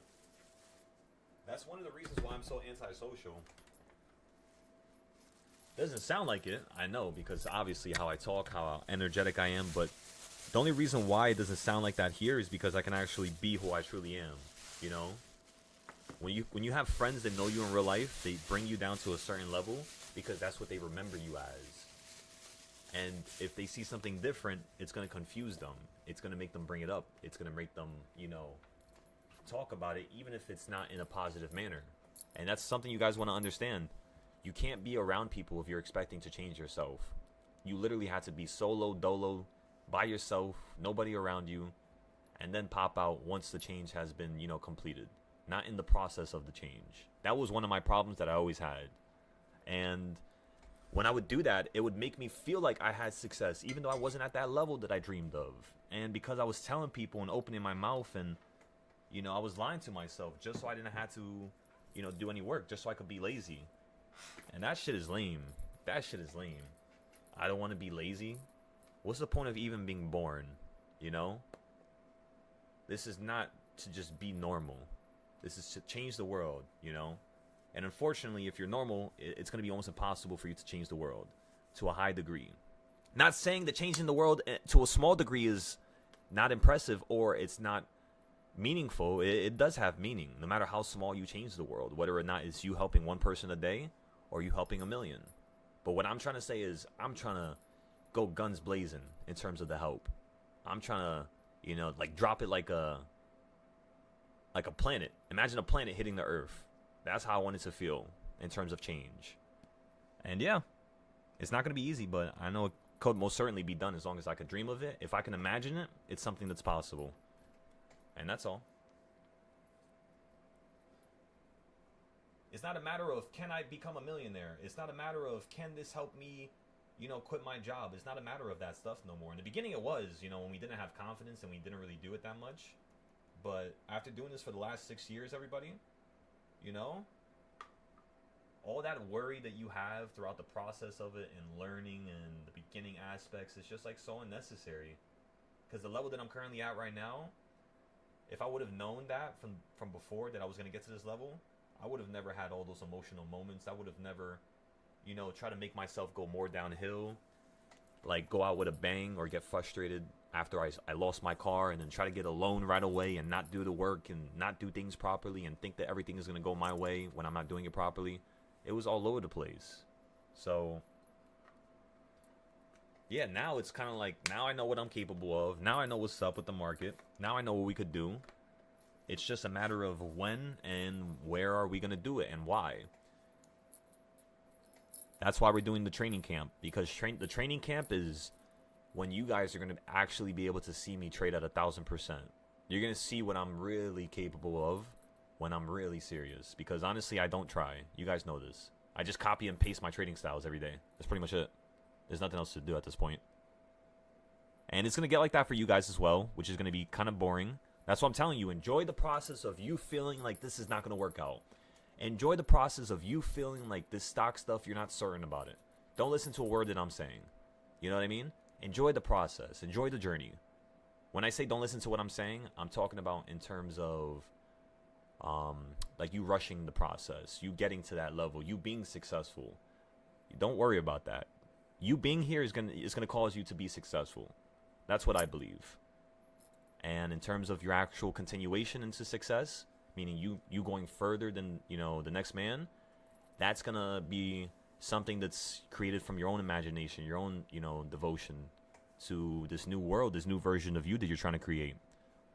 In order for you to go to the next level, you had to lose a part of you, which is going to make you feel like you're losing something. It's going to make you feel like you're becoming a different person.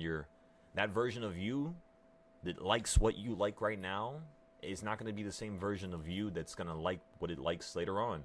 And that's the thing that sucks, because, you know, there's going to be some stuff you love right now that you don't want to let go of, but unfortunately, you're just going to have to. So yeah, that's all it is. The process of letting go, ladies and gentlemen. Let go. Let go of all motion, all feelings.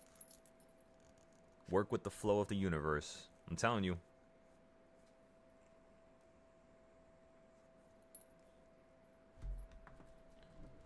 All right, you're back down to number 7 after hitting number 5, just like we thought. You ran up from number 9. You almost hit number 10. Straight to number 5. So now you're just being dramatic to the upside now. You know what I mean? You were very dramatic to the downside. You shot past 2 modules. You hit number 10. Then you ran up, hit number 5. Then you fall down, you hit number 7. Go figure, right? It's so funny. It's just like chopping itself up in half every time now. So you have a large move in the beginning. Then you do half of the move. Then you do half of it again back down. So, of course, what are you going to do right here, everybody? Exactly. Right now, you're going to run back to number 6. Once it hits number 6, it's probably going to expand in one of the directions, meaning it's going to go above number 5 or right back down below number 7 into number 8, potentially number 9. Number 8 or 9 is probably where it's going to consolidate. Anywhere below number 8, in my opinion, is going down lower. But we'll see. It might just consolidate dramatically at the bottom, you know. Beautiful, beautiful, beautiful trend here, everybody.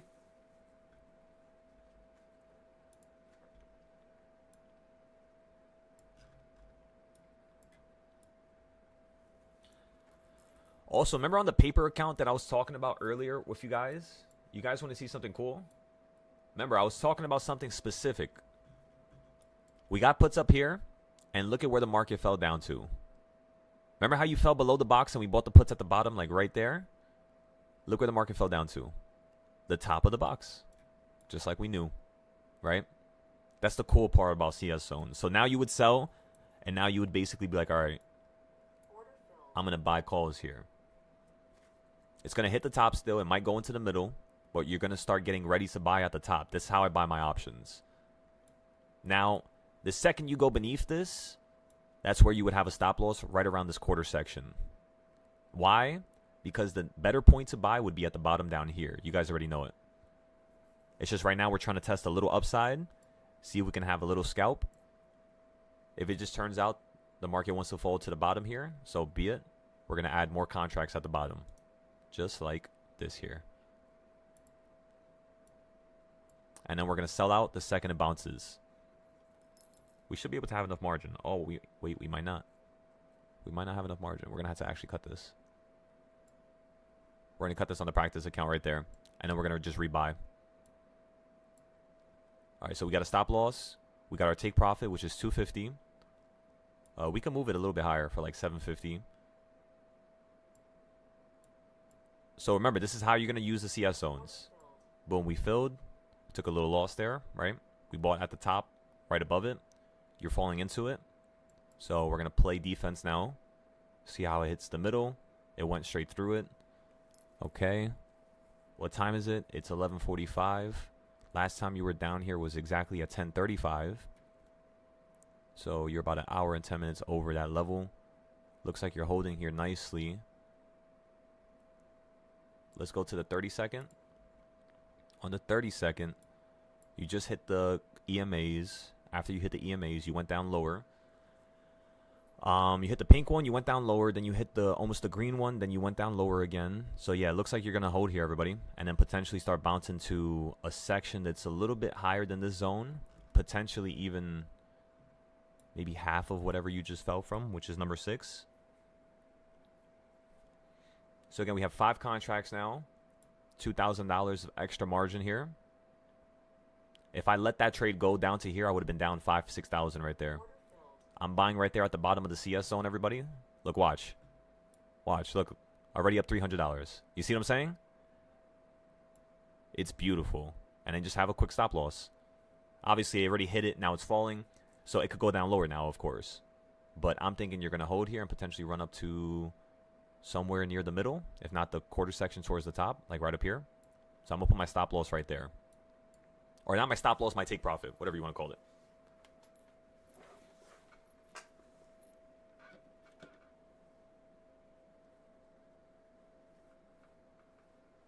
It's been non-stop talking it in. That's what's up. No, yeah, that's that. I'm telling you guys, you know, the only thing that has held me back personally was my own motivation. I didn't really want to do nothing, you know. I didn't really care about making money. Teaching has been the only thing that has given me true meaning, like deep down, to the point where every day I wake up extremely happy. You know, there was days where I would make 20,000, 30,000 in a day, and that shit wouldn't make me happy. I wouldn't be satisfied. I would be wanting more, and it wasn't until I started teaching that I started developing the qualities and characteristics of a person who's actually able to sustainably kind of like enjoy the success, because like I do thank God every day. I'm very grateful for my capability, but I feel like God is not happy with me because he sees how I don't really try. I only try when people's on the line. But I think he understands, you know. I think he's not that mad at that. I would say he's more so mad at my improper planning. I'll go from having like really successful moments, and then I'll just like fall off of a cliff because I'm not planning nothing or doing anything. But aside from that, you know, like I'm very grateful for this gift. You know, this shit has changed my life. I don't have to worry about any job, any, you know, where, any place. I don't have to worry about, you know, anything. Literally. If I need $1 million for something that's really important, yeah, it's not hard to make it. We have the structure. We have the plans. We have the trading styles. We get the percentages consistently every day. You know, if I could go 30 trades in a row with no losses, well, then there you go. I'm already a millionaire. Because in order for you to turn into a millionaire, you just need to do 11 trades in a row. That's it. 11 trades in a row is enough to make you a millionaire if every trade is 100%. So you could say if I did 30 trades and each trade was 50%, double it. So that means I only got technically 15 trades, which is still enough to make me a millionaire. All I had to do was just scale the money. That's it. Do you guys see how the market held there? And you ran up to a higher point, exactly where we said the market was going to run up to, slightly beneath the 200, but above the CS zone. It's like little things like that, you know. But yeah. Enjoy the process, everybody, please. For me. And then once you guys are making a killing, start to put your money into things that are proper. It's not going to let you go back down to zero. Because that's probably the one thing I could have done differently when I was 21. Is when I was making all this money, I should have just stuffed it in random places. Like, literally. So that's it. That's why now, every time I take out a payout, boom, I put money into my secured card. Boom, I put money into my savings account. Boom, I put money into the credit cards. I put money into all my trading apps. I just make sure that the amount of money that I'm making, 40% of any amount that I make always goes back into reinvestments. 40% of it. And then I just use the remaining 60% to pay off the taxes, as well as to have some type of a buffer so I don't get emotional. Because I get emotional too. I'm a human. You know, if I have a 50K account and I'm down 30K that week, that's a problem. What the hell did I do? You know, I got to fix that. And as a leader, I am very grateful to you guys because, you know, I don't want to be seen as, you know, wrong or having losses. So I just don't take those aggressive trades. It causes me not to actually trade stuff that's, not worth it, which is kind of cool. It makes me specify the best locations, and then now you guys know them. Two birds with one stone. That's what I'm talking about. Come on.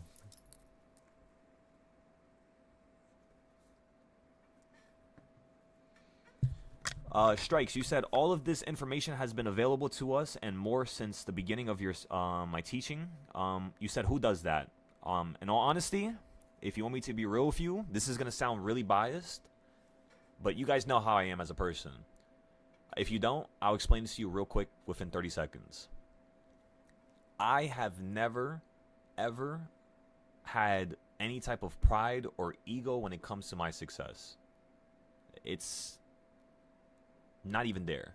So when it comes to me giving out information for free unconditionally, I do that because in my life I've had people that have helped me unconditionally when they didn't need to respect their honor and to respect their gratefulness or their graciousness, let me just say, and their help.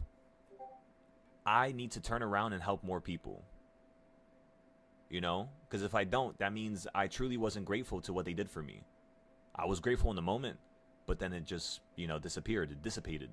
And that's not proper. That's not respect. So I respect you guys immensely. And because of that, yeah, that's why we're going so far. But yeah, I don't really look at stuff like that. You know what I mean? Like, oh, like I'm giving you guys all this. I did in the beginning because I was only charging $10 and people were making thousands, and they would lose the account after making 5,000 and they only, paid $10, and they would try to take 6 hours, 10 hours of my time at night. And I can't do that. I have to watch my own accounts. I have to wait for my own, trades to work out. I can't always be there to be able to help a person when, at the end of the day, there's nothing that's being given back to me. Not saying I need something, right? I don't, but I need to be logical. You can't just, what was that quote? I forgot the quote. You can't just, burn yourself out trying to help the world. You know what I mean? Or put out your flame or put out your candle because you're trying to keep another man's candle, alive. And I would keep doing that, honestly. I would keep trying to, keep another person's candle alive before mine. So it was like a problem I had to go through. Maybe it was like a maturity thing because I was 24 at the time. But yeah, aside from that, I never really thought about how much I've helped people, It wasn't until a couple days ago that I was speaking to one of my friends and he told me, he was like, bro, like, I don't even think you understand what you're doing or understand that you've changed so many people. And like, I know, but it's like in my eyes, change is only there when it's concrete. Meaning when you guys have the houses, when you guys have the ability to not work no more, unlimited vacations, clear your debt. That, in my eyes, is the level that we're aiming for. Not, just getting money, not just starting to be able to see that we are successful and have capabilities. That's not the level where you want to have any bit of a wow factor, because then you're going to start to depreciate in terms of your gains. So, is there any people online in the world who are like this? And the answer, everybody, is no, unfortunately not. And the reason why is because they don't actually believe in their trades. In their opinion, it's random. That's how you know people don't have faith. I'm telling you guys, it's so easy. Again, I don't look at how much I help the world, and I give everything out for free. You guys most likely could find a YouTube video on my channel that's public that shows you me creating some of these, private trading styles. But yeah, that's because, we're capable of it. We can make any amount that we want. We don't really need to make people think that we're impressive or, try to convince people of something. It's just, it works or it doesn't. You feel me? And yeah, I'm happy I could be the person that helps, I could be like a, what I think of myself? I think of myself as a cog that's a part of the cogwheel, Imagine a clock tower full of cogwheels. I imagine myself as being one of those cogwheels that make everything spin. So I'm showing you guys the power of the cogwheel. It's magnificent, let me tell you, because you literally can change the foundation of everything around you. So yeah. And then you guys are going to learn this skill. You guys are going to be able to teach people. You guys are going to be able to help people. Each person that we teach is at least going to teach another 2 to 5 people. So that means if I could just teach 1 million people, that's going to cause at least, 1 million times 5, like 5 million people, 10 million people to gain the help and the ability. And that's a lot of people, I would be happy with that by the time I die. So yeah. In order to change 1 million people, I'm sure you all understand this. That shit's not going to be easy. But that's why I'm putting so much work into this right now, because if I just try to help teach 1 million people, if I do it right now, or if I did it last year, let's just say, with what we had, I would have been able to only teach 10,000 people by the time I die. But because we waited, because we perfected everything, right? We no longer have to, deal with such a low level of success. Is that a low level? No, of course not. It's a high level. But in my opinion, I'm going to chastise myself to the highest degree. And if I'm not, at the top of that leaderboard, in the top 5, top 10, by the time I die, in terms of, the ability to help, the ability to change, then it wasn't worth it. I didn't do my job good enough. So in the afterlife shit, just understand I ain't going to be happy. But you guys get the idea. Now, because we put so much time and effort into this, the amount of people that I'll be able to help going into the future from here on out is going to be way more than I thought from before. We might even be able to hit like 50 million people, 20 million people. But yeah, little by little, our words have to be corrected, right? We don't want to step on any toes. There's a lot of toes that one could step on. So we're going to make sure that we don't step on anybody's toes. We're going to make sure we're friendly with everybody. And that's it. That's all. Be friendly. Don't step on no toes, and we should be straight.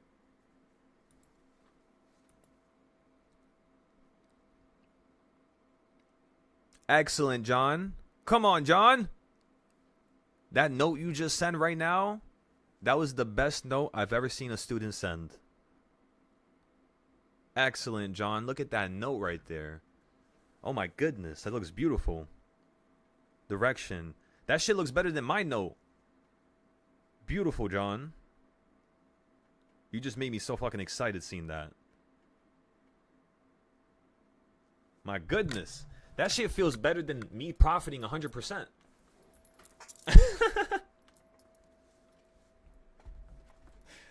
Awesome, brother. Again, we're going to give this market a few more moments here before we get into a few more trades. And then, so you didn't expand to number 6. In fact, you didn't even hold here. So because you didn't hold on number 7, the idea changed. In fact, you went straight down to number 8. So since you're at number 8, the one thing we want to recognize is that now you're continuing to do the bullish trend. That bullish, or not bullish, sorry. You're continuing that bearish trend from the morning. It's getting dramatic again. It's not compressing. It's not cutting itself in half. In fact, it's expanding, while at the same time, that jump from number 10 was a bigger run-up. So you are doing something smaller, which is a good thing. That means, yes, I could still see this run-up to number 7.5, number 6. However, we got to be careful with this downside, because if it gets below number 8 right now, you might just start falling out the sky, just like how I told you guys earlier. Perfect, perfect, perfect. We predicted the market falling. We predicted the market running up to number 5. We predicted the market then falling from 5 and hitting number 7 or 8. Now you're at number 7 and 8. We're going to go long here at an area that's slightly above number 8. Order filled. I'm looking for you to potentially run to the top of the CS zone, everybody. However, recognize something. Did you already run from the bottom to the top? You did, right, everybody? So the likelihood that you're going to do it again is a very low percentage. The only way you're going to do it again is if the direction that this market wanted to head in a couple hours or minutes is actually pointing upwards, which is what I believe. I believe you already did what was necessary for the downside. I believe that since it's already 12 o'clock, 11 o'clock, you're going to start getting that nice little shift to the upside, nice little V shape. And yeah, we'll just play with that nicely back and forth, you know what I mean? Little by little, little by little. That's all it takes.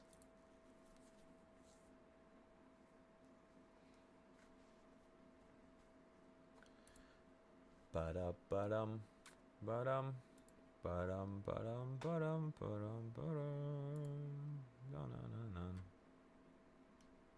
Na-nun, na-nun, na-nun, na-nun, na-nun, na-nun, na-nun. Na-na-na-nun.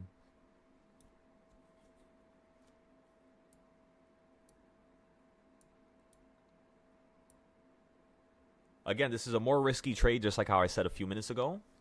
Recognize that, understand that, and carefully play with that. We have 10 contracts right there at the quarter point. You're now smacking into the bottom section. You're now below the bottom section. So what you want to look at is the last couple candles when you got below here. See if you're just going to get stuck in that range again, or see if you're going to make a new low. If you make a new low, that's how you can understand that this, yes, will continue to drop down below number 8. For now, it's kind of like you're holding on 8 in an area that's like slightly below it. So it's still pretty bullish. You're still in a buying area. Until you get below it, you don't really want to buy the puts. And even if you get below it, you're not going to buy the puts right away. You're going to let it fall below number 8 and then run back to number 8. And then you're going to buy the puts from number 8. Never, ever play a trend when it's continuing in that direction. Always wait for a little pullback so you can get in for a cheaper price. Down 1,700 here. Again, we're looking for 2,250. Let's continue to look at this chart as well. See how you're at number 8 still. So yeah, this is one of the things I'm paying attention to right now. Can you go below it? The answer is of course yes. Probably to like 8.5. But we are going to stop out that trade at 8.25 and then get back into the trade at 8.5. Just in case this wants to crash down. That's basically how we go about conducting business, everybody. I think you already know that. You don't want to full port at any location whatsoever, ever. Never, ever. Full port at one location.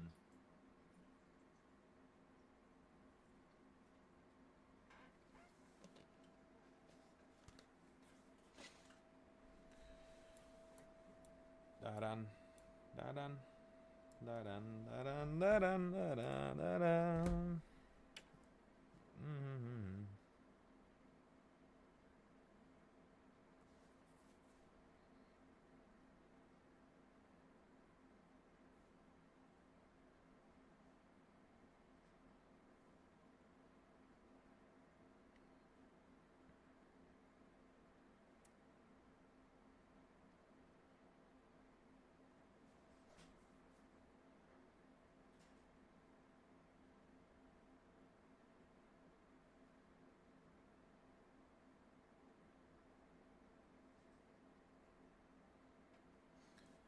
Okay, everybody. So for the 692 calls, our average is currently at $10.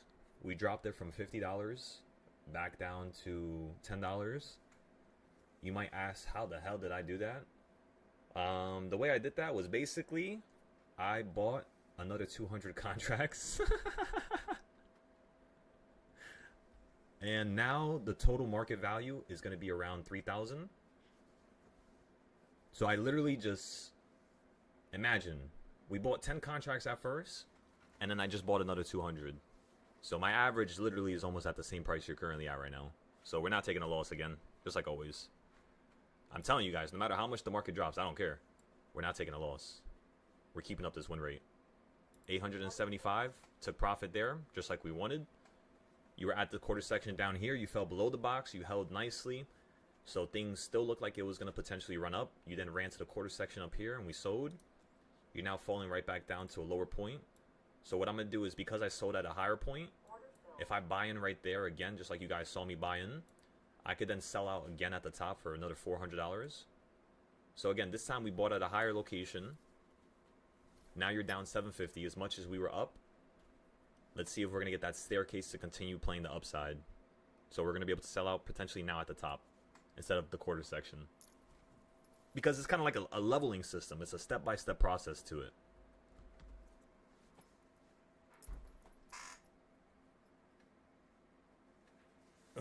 This shit looks so wonky looking at the amount of contracts we have. Because normally we don't trade with this amount. This is only when I'm trying to like really save my accounts. So like if I had like 10,000 and I used 2,000, in order for me not to take a loss on that 2,000, I literally had to use the other 8,000. Mass average down with everything in my account at that perfect location, which I know is precise.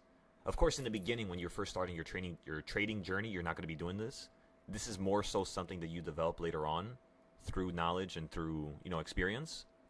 But yeah, it's technically impossible for a person to ever lose money. Even if this market, I mean, look how much the market dropped, like $10, right?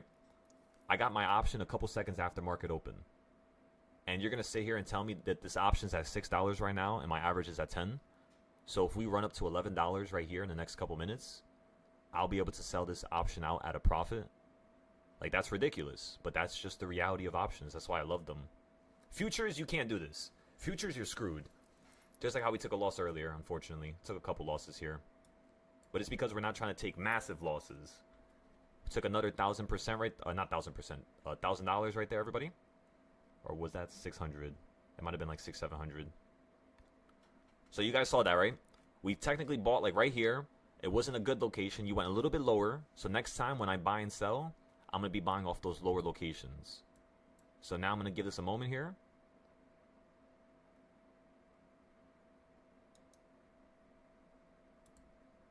Order filled. I bought it again there. At the same location now. Why? Because you went higher. So again, I'm still looking for this to run up to the top. You guys see how 3 plays in a row? Look at that. $1,200 right there. I'm telling you guys, it's so much fun. Get the practice accounts rolling. Trade with them. Scalp with them. Get your feet and hands wet. And see what you could do. Because then all you're going to do on your real account is the same thing. Nothing's different. The only thing that's going to change is the feeling you get when you start the real account. But sooner or later, you'll learn how to kill that emotion. For now, you might not be able to kill that emotion, but that's okay. It's not needed in the beginning. More so towards the end.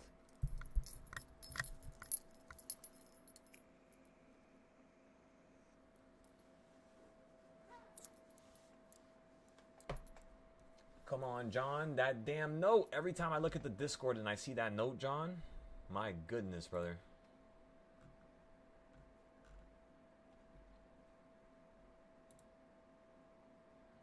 All right, let me start calling everybody one by one now. If you guys are free and you guys have some time, go ahead and text me and I'll give you a call, all right? So again, if you have some free time, remember, all of you have my number. So don't be afraid to text me. If you don't have my number and you signed up for the Discord and you can't find it, go to the Patreon. It's in your welcome message. And go ahead and text my number. And tell me the times that you're free and your schedule so I know when to call you and when not to call you, just in case you guys work. And yeah, we need to keep butting heads. 2 is greater than 1. 2 is always going to be greater than 1, you know? All right, all right, all right. I'll be back. Give me like 5-10 minutes, okay? For now, I'm just going to have you watch The Spy. If anything crazy happens, let me know.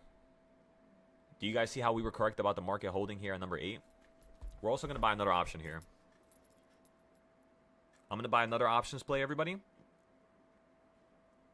My gut is telling me to buy it now. So I'm going to buy a 686 call, and I'm just going to get 10 of them. It costs 171 each. 686 call.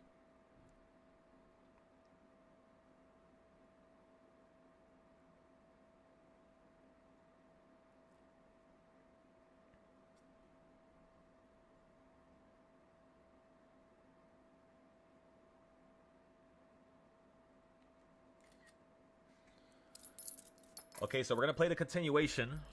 Going to number 7. I want to see if you can get above number 7, and then we'll potentially sell it out while we wait for the first option that we bought at 1.5. So we're going to make some money in the background while we're waiting for the other thing. Now I'm going to go take a break. So I'll be back now. I'm posting this onto the Discord as well as the Mumu, respectively, within a few minutes here.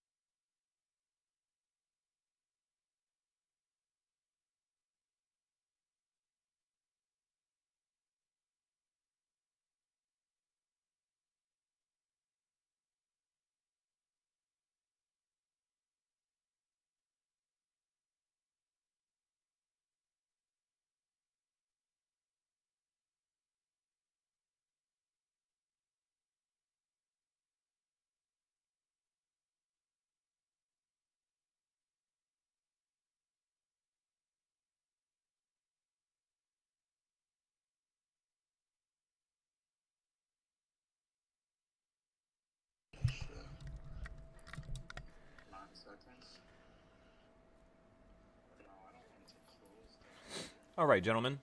So we were up $1,600 there. Right now we're up 500. Not terrible at all. The max amount we were down for a second was 750. So it looks like the call side's winning for now. We could take all these percentages, like 1,600. We could have taken it twice. So that's 3,200 we could have made. But my idea is that since you're compressing so much so quickly, you're going to start expanding here. And I'm thinking it's going to be to the upside. Why? Because of how aggressive you were to the downside. So I do believe that you're going to be able to run up to a higher point. Specifically, I do believe you're going to run up into number 4 here. So that should be like right around here. $8,000 of profit. We're up $1,600 again.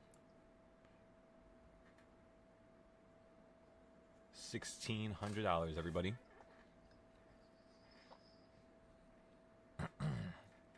Once we get above 4,000, 3,000, we're going to put a stop loss. For now, we're just going to wait. No stop losses, no nothing. Just to take profit. Why? Just due to the fact that it is at reversal point number 8. If it goes through it, I told you guys we're going to cut it at 8.25. So you guys already know the gist of things. So we'll take a loss here. But I don't want the market to just zap down real quick, snap us out, sell us out, and then it just reacts and goes into the direction we thought it would. So if it falls down, I wanted to do it slowly. I want to watch it. I want to have it, you know, at the power of my palms, just in case I wanted to change something or do something different. This looks like it's going to start expanding here. Where's the 5 minute?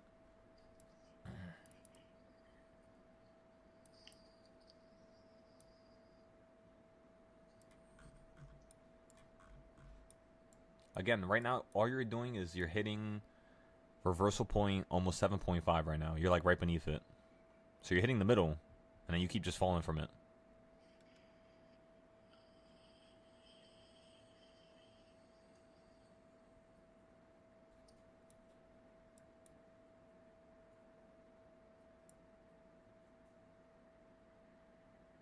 Up 2,500 now. Not bad. I was almost at the level where I wanted to put a stop loss. Let's see. I'm going to give it a moment here. On the 5 minute, you got mad room. You didn't hit the bottom, though. So I think you could probably run up to here easily. Look at that. Like right here on the 5 minute on the left side. Number 7, I'm telling you, is going to be like all the way up here. Like number 5 or something like that. Wait, damn. Wait, damn. Damn. Wait a second. If we actually run up to the top, we would make around $14,000 here. We're already up 4,000. So this is basically what I would do on my Express accounts. Like this is how I made like 100,000, 200,000 when I was trading in December. I was literally just going max contracts at the best location and then put a nice stop loss whenever it's at a certain point. Like right there, it was at 4,300. Or yeah, 4,300. So I sold it there. Now I'm going to give it a moment. It hit number 7. So number 7 allowed me to sell for 4,300. That's not bad. Which means if I get another contract from 7 to 6, that's another 4,300 with 10 contracts. Or do the math if you can only buy half. But that's the thing is you got to buy at 8.0, you know? So I have a new reversal chart that's coming out tonight. It's going to be in preparation for trading camp, right, for the next month. And in trading camp, what we're basically going to do is a bunch of high-intensity trades at certain moments throughout the night with futures, Forex, and with options in the morning. That whole entire month. Just high intensity. I'm going to be challenging you the most I can, possibly. And of course, we're going to have days where it's going to be us making, you know, steady money just to make sure everybody can actually pay their bills or pay the Discord or pay whatever they need to pay off every month, whatever they use their trading capital for. So we'll be able to have, you know, people profit on that side of things. But then I'm going to have you guys, I think we're going to do it with the paper accounts first for like a couple days, like 2 days. And then once we go through like 2 days of paper accounts, we're going to basically continue with the real accounts. And we're going to start with combines. So we're going to have a couple combines. We're going to purchase 3 combines. So 2 combines is going to be purchased on Top Step. Why? Because we have one goal that we set out in December and we still haven't completed it yet. So that goal is going to be still on the table for us to complete. It's still something that I'm preparing for. And what that goal is to take out 23,000 at least once in terms of all 5 accounts, right? Because if we can take out 25,000 once, it proves to us that this is something that's, Order filled. you know, sustainable. This is something that we can actually, you know, not only use to start with nothing. Because think about it, that's $300 is going to basically turn into, well, now they changed prices, so it's a little more expensive. So you could say $311 times 3. Or no, $111 times 3, so 333, somewhere around there, 335, 340. Then you would multiply, or I guess you wouldn't really multiply nothing. You would just divide it. You would divide that by 23K, and I'm pretty sure you understand that that's ridiculous. To be able to go from just $300, which is going to be able to yield 15K, and then a week later, you buy the other accounts for another $200.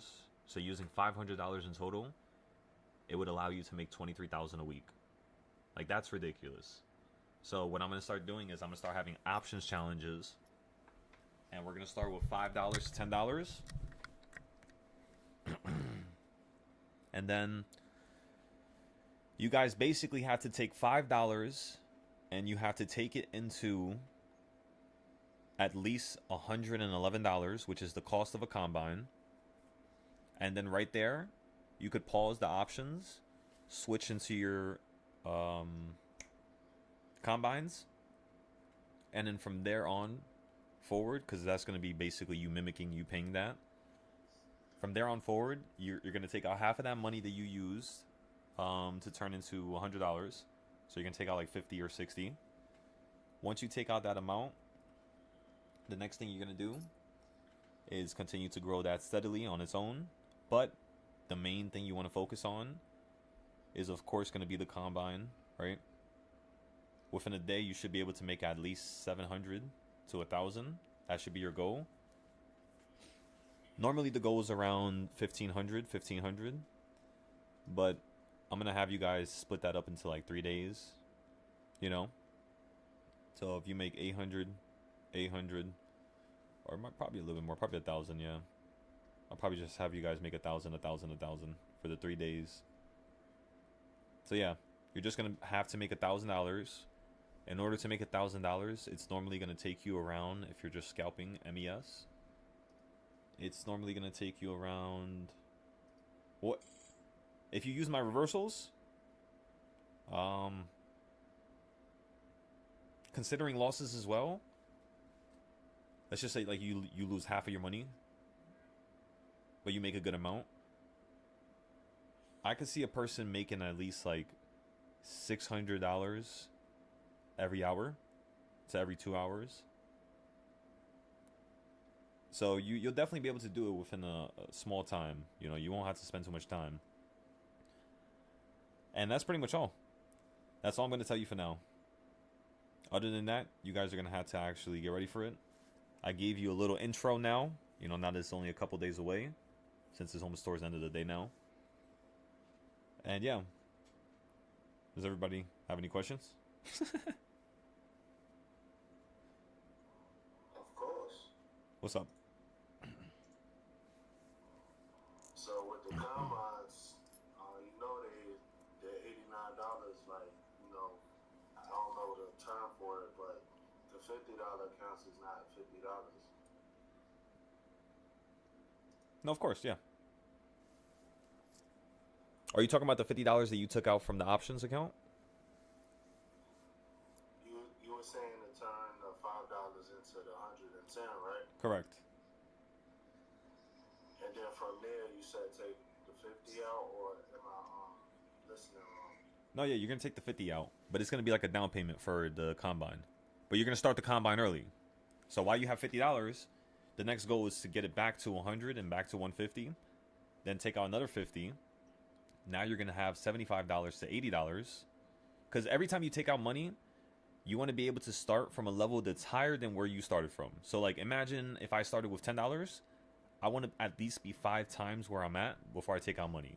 I'm going to take out half of it, which means when I go back down, it's not going to be at that low of a level that I started with, but it's going to be somewhere like almost at the quarter section, so that you can still steadily grow your account without doing too much damage with the withdrawals. Because you need margin, you know what I mean, with options. And by margin, I mean you need extra capital. So with the $5 account, we basically had to have a perfect trade. And the only way we could do that is, one, if we wait a couple days. So of course we're going to be doing other things in the background. This is not the most important thing. But I'm not going to tell you guys about that right now. But yeah, we're going to be waiting a couple days. We're going to be like sniping it, like we're in the bushes. And we're going to have 3 to 5 accounts that we're going to start with. So over the weekend, I'm going to have everybody put around just $15 into a couple of their brokerages. It's going to be like 555, maybe like 530. So you guys have like the fee, like extra amount for fees. Webull is like a little bit more. Webull, they charge like 60 cents sometimes, 70 cents. So usually, as long as you have like 80 cents, like when I start a $4 account, I always do like 480. So I could buy that $4 contract. Stuff like that. So I'm going to start with $5. That's what I'm starting with. Because $4 is not bad, but in most cases, you're going to get an easier opportunity with a $5 contract to be able to turn it into, you know, 7, 8, 9, 10, and 20.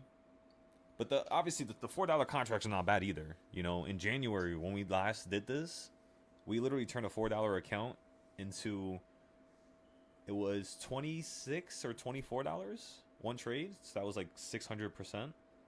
And then we turned a $6 account into $40, which is kind of nuts. Because that's like times 6. That's like above 6. That's like 650% or something like that. One trade. And the way we did it, do I remember?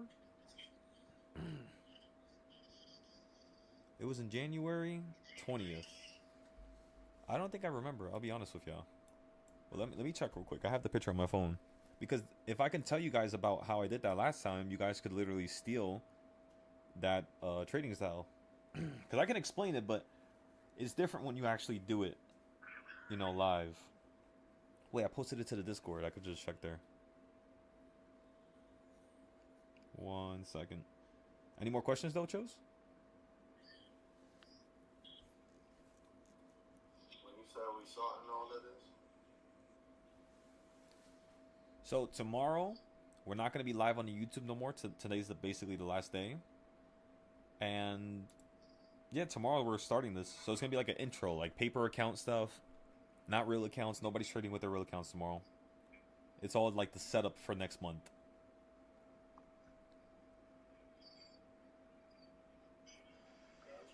And if we finish early and everybody's on the same page and I don't feel like nobody's in a different, you know, perspective, or I would say understanding, as long as I can understand that and feel like that, we'll go forward and we'll just start trading with the real accounts tomorrow.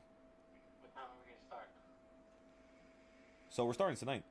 As soon as it hits 12 o'clock. 7?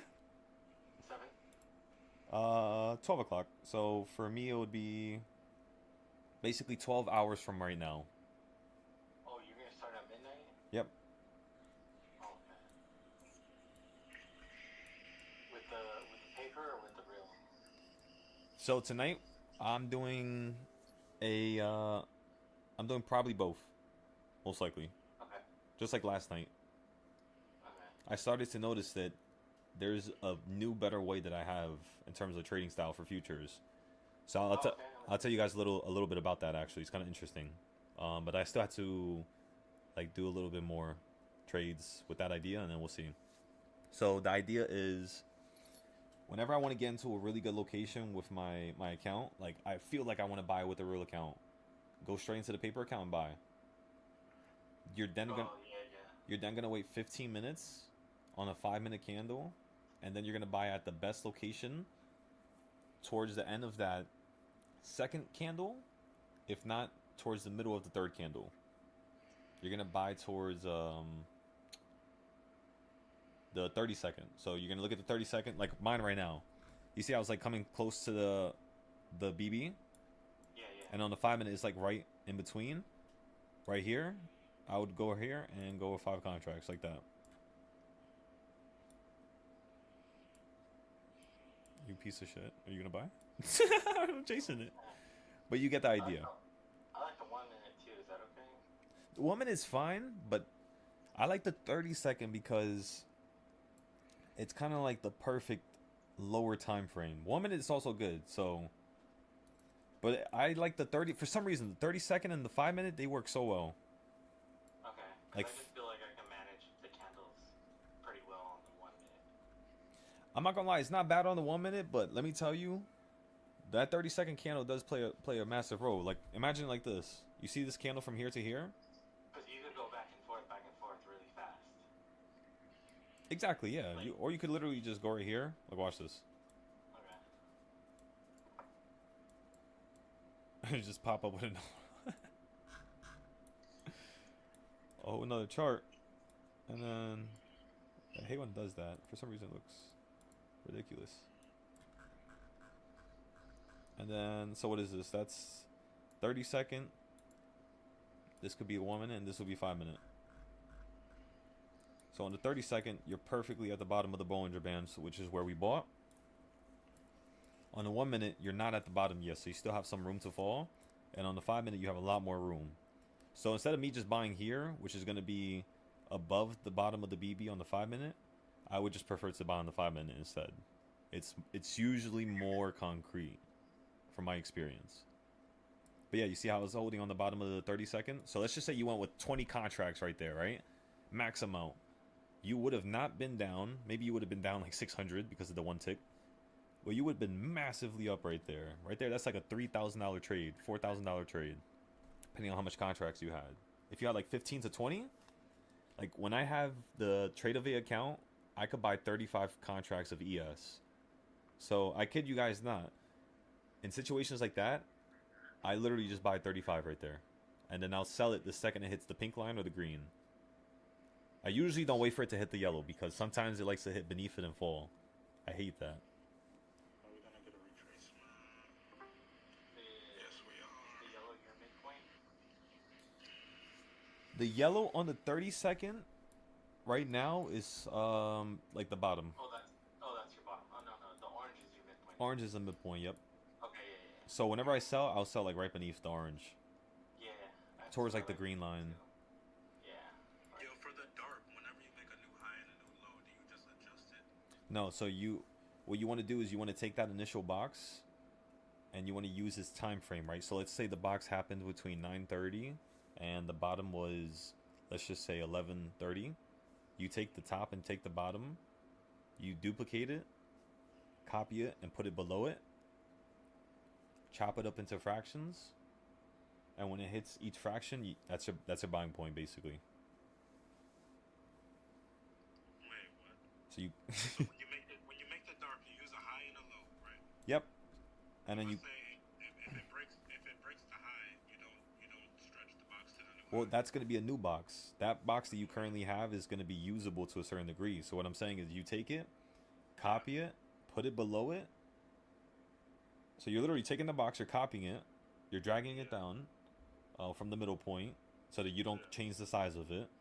And it's like, imagine you're taking something and you're literally just putting it right below again. Below or above? Below and above. You could do both. Okay. What is it, gold? Let me guess.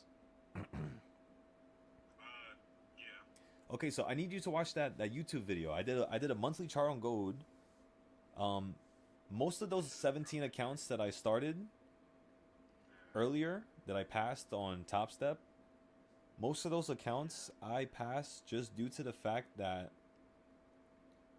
whenever I was buying on monthly levels, but on the 5-minute. So I was using the 5-minute to find the best time to buy.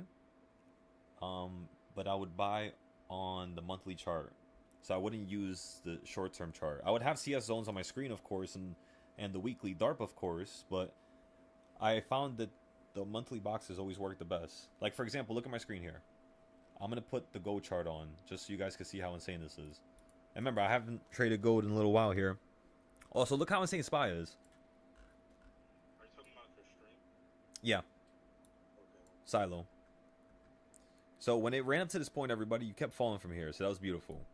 That means when you ran up to here, this circle here, and you touched it, did you fall? The answer is yes. You fell that day. You would have sold. You would have waited. When it ran up to this pink circle up here, did it fall? The answer is yes. Which is the craziest part. This is how you could predict the market. So look, Zay.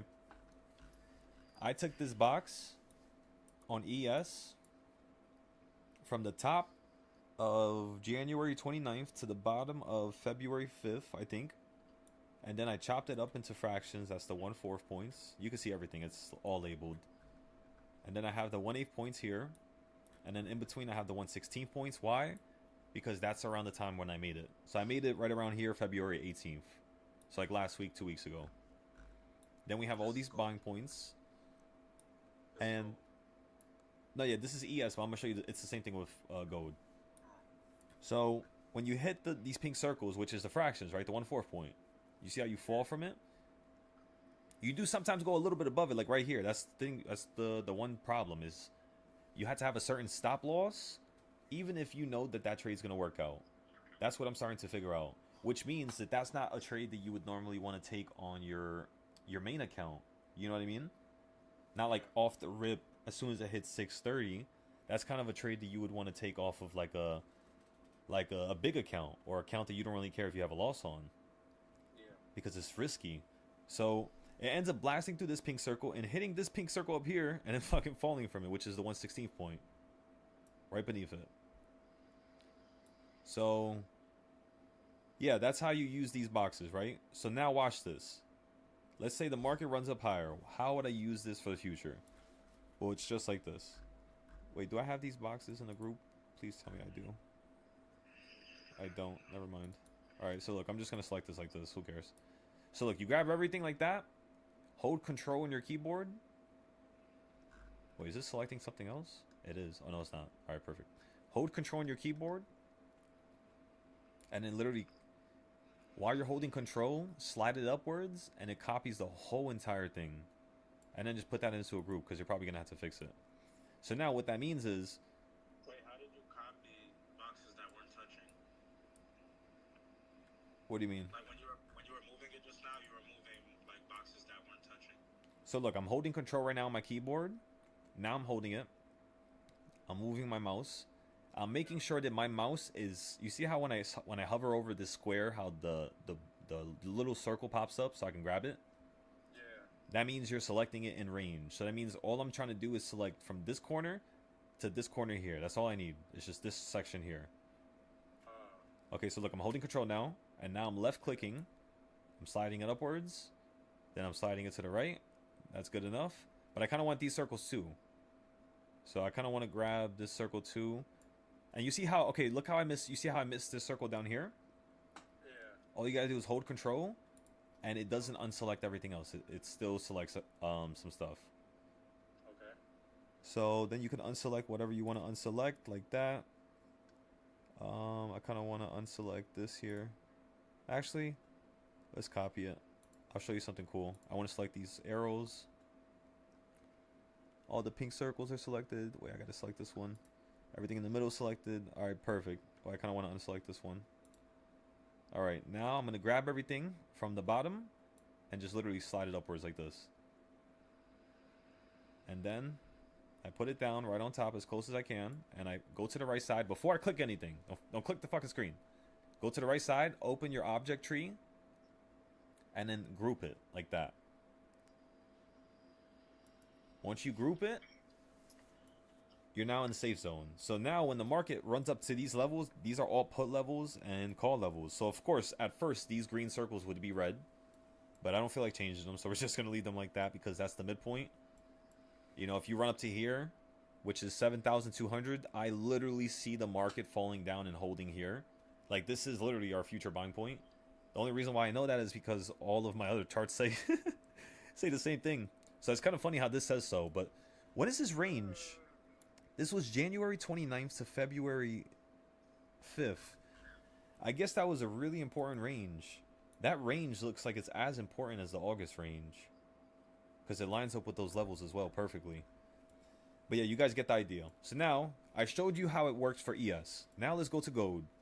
The reason why I didn't do nothing with gold there is because my gold chart's already done. Just let it load. So which one's this one? Okay, this is the new one. Okay, so this is what it looks like from the big picture. All right. Look at how crispy it looks. I know. Clean. You gotta watch the YouTube video if you want to see it. By the way, this is a public class. This is a free class. So watch all this. Because the reason why this is free is because this is not advanced, by the way. So you get these boxes, you get these midpoints, you get these white boxes. And then what you do is, the second it always hits a white box, you always go short. And look at that. You know how much money you would have made? When I used to trade on my personal account, when I first started trading futures like last year, I was testing it with $1,000. So I was trying to act like, you know, let me use whatever money I make a month, which is currently how much money I spend. So let's just say $1,000. And I was like, all right, let's try to see if we could take this to like 5K, 10K in like, let's just say a week. One trade a day. Let's try to see if we can like double it. I remember I got into that trade for $1,000 right there. It fell straight down to the middle, which is exactly right here. At that point, with just $1,000, I can only buy MES or MGC contracts at the time. I couldn't even buy a GC contract. Even during the day when it was cheaper, I could only buy MGC. And I think I could only buy one at the time. So with just one contract, that first drop from the white to the orange, I was up already 3,000. And I was like, what? I was like, how? How the hell in the world? It fell down a little bit more. And just like how this fell down to the green one, like where did it stop? You know what I mean, Zay? Like look at how perfectly this shit hits the top here. Okay, so you might be like, all right, what about this though? So on this wick, if you bought here shorts, this right here equates to about, how much is this? 2969, 2958. I think it's about, if you have 5 contracts, I think you would be down 1,200 there. Yeah, I would say. 1,200, 1,600, somewhere around there. So what I would do is, I would put my stop loss right above the midpoint. When I'm trading with these boxes, that's why I don't like the white boxes. You guys always hear me complain about them. Because they're so large. I don't know why the hell I made it like that. I try to make the boxes as small as possible, which is why I love these. These boxes are so tiny. Look at this. They're like $15, literally. So when gold does a $200 move, what normally happens is you fall. Because, okay, so let me explain something. If I take this thing right here, because remember, this is a public class now, so I have no problem saying this. If I put this at the midpoint, because remember, this is the midpoint. The top point's right here. So let's grab the top point. Let's put that at the midpoint. Perfectly like that. Let's count how much dollars that is. $260. So what this means is, if I move this here, you see what I'm saying? From middle to middle, it's about $260. So when gold does a move like this, this right here would destroy. This is what destroyed my $60,000 account. I literally held from a move that was above the white because I was scalping above it calls, and that thing just said whoosh. I was thinking this was gonna hold here and bounce up to the green. It did. I didn't sell it like a dummy. Fell right back down again. And it did some, I think this was this when I lost my account? No. Oh my gosh. Let me show you. The all-nighter? Oh my gosh. I'll show you right now when I lost it. It was December 26th. This literally, look at this. That hurt my stomach. This right here destroyed that whole account. It went from 45, so it went from above the white straight down almost to the next white. And You even retraced to where you were like only down 13K. I was down 9,000, bro. But I mean, you went all the way down to like 30. Yep. And then it came all the way back up To 9. Like, yeah. Oh my god. You know, it's funny. It's like, Cody was trying to wake you up. oh, nah, yeah. Because I fell asleep, and I was going to sell it around like 4 a.m. Because I remember that's when this damn move started occurring, like right before that. But, it was a lesson learned. I just had to learn my lesson there. And what that lesson was, just so everybody can understand, after I lost 70,000, 60,000 that one trade, it was just have a damn stop loss. It's not that deep. You have 60,000. Like, come on. Just 5,000, 10,000. It's not that deep. You can make it back. Right. I'm making 10,000 on the daily average. So it's like, The whole year's wage right there. yeah, literally. Just being ungrateful. And that's what I was doing at that time. And that's why I deserved to have gone through what I've, basically gone through. Now it's kind of like I'm trying to correct everything. And it's working out really nicely. Like last night, the ES trades went, perfect. So, yeah, everybody. How did I find this out? You don't want to ask. I don't even remember. I just literally test and test and test and test and test. I just have a bunch of charts. Mind you, that's only one version. This is the newer version. If I go over here and I change this to, let's just say, I think it's this chart here. Let me see. GC. Pretty sure it's this chart. Alright, what the fuck's going on here? What the hell did I select? Oh.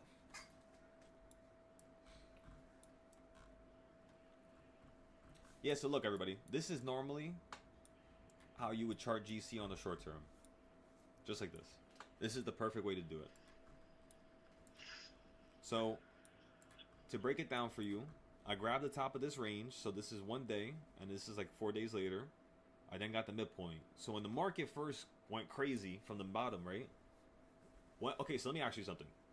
Zay, you said when the market makes a new high, do you continue to extend that box? I told you no, not yet. The first thing I want you doing is copying the initial box that you currently have and working with what you have before you do something new. The reason why you want to do that is because every box is going to react differently in a certain way. So you're not going to be able to expect that the market's going to hold at a 1/4 point that time and you're going to get the puts perfectly. But what you can expect is something you did below the box to react above it. So let's say before you broke out above the box, it reacted to the 1/4 point weird. What that tells me is when it gets up to the new 1/4 point, with you copying it on top, it's going to also react a little weird. So try to get like puts on a area above the line and play to the line type of thing. So like for example here, it reacts to the 1/4 point, insane, right? Insane amounts of reactions. So I already know it wants to get to the halfway point. That's already an understood statement. We all know that. But what's next is if it holds on this 1/4 point, it's going to run above and hit this 1/4 point. So what does it do before it gets up to the midpoint again? It goes below the 1/4 point, hits the midpoint, dances on it for a little bit, for like a day, and then you gap up, and then look how you get above the 1/4 point and you keep falling on top of it. I'm not gonna lie to you guys. If you guys have 5 contracts with this type of a drop, how much is this? 4207 to what? 4185? Dude, that's like points. Yo, that's like 30 points. You guys would be up with 5 contracts, 10,000, 15,000 easy. And look how much times it does it. It does it like 3-4 times. So that's what I'm saying. Like, this DARP shit is extremely powerful. It's just you got to understand how to use it perfectly. Again, you see how my circle's at the line or at the 1/4 point, and it doesn't hit it that time and fall from it perfectly? It does get above it. Why? Because that's what it did down here. So, yeah, it's like those things you have to pay attention to. And then, of course, then you copy it up here.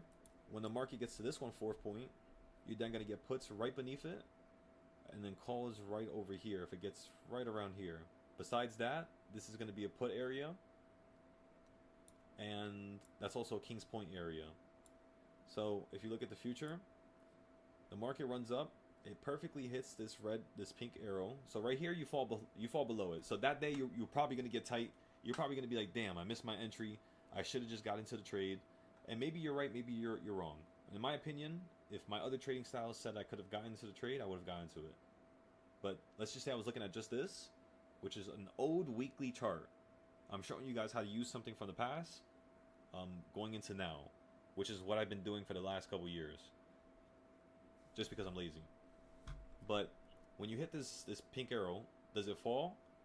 And the answer is yes. You fall once and twice. How much is that? 4202, and then this is, wait, what?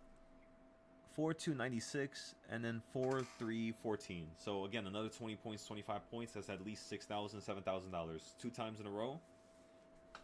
And then of course it runs up to here. So when it hits this pink arrow here, does it fall? And the answer is yes. You fall once, and then you get above it to the green arrow, which is over here on the left side. But then you instantly fall from it when the market opens up in the morning. Remember, we're not trading at that time, so we would have been fine there. Let me zoom in just to show you guys. Remember, trading at 7 o'clock all the way to 1 a.m. Or not, sorry. 7 o'clock all the way to 9 o'clock, 9:30 is off limits. You guys already know that. So we wouldn't have got hit with this. We would have already known to not trade this because we know the market goes crazy like right before it opens up. It always does it. So we probably would have gotten into maybe potentially puts, maybe not. Maybe we wouldn't have even played those puts there. We would have probably waited for it to do it during the day. And actually it does run up higher. So during the day we could have gotten into the put plays, depending on if this, you know what's crazy? Watch this. Look how crazy this is. I'm going to take all this right here. I'm going to go right here. Actually, it's going to lag. I'm going to press Control C. I'm going to go into my other gold chart, and I'm going to paste it here. Watch what happens. I'm also going to group it before I touch the screen. There you go. Now I can touch the screen. Alright, what the hell is it? Over here. So this is truly how you use my trading styles. You got to combine them. And different forms, different time frames. Okay, so look. When you hit this area over here, right? Wait, this is on the 6 hour. Let me go back to the 1 hour.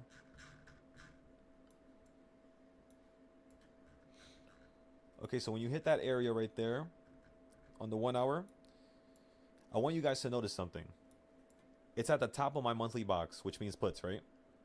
Boom, just like that. This is puts from the middle point down to the bottom, puts from the top point down to the bottom, if not lower, maybe to this bottom. And yeah, you keep falling down, then guess where you get stuck at? The green arrow. We would have played puts. Why? Because that's the green box. That's why these boxes are green.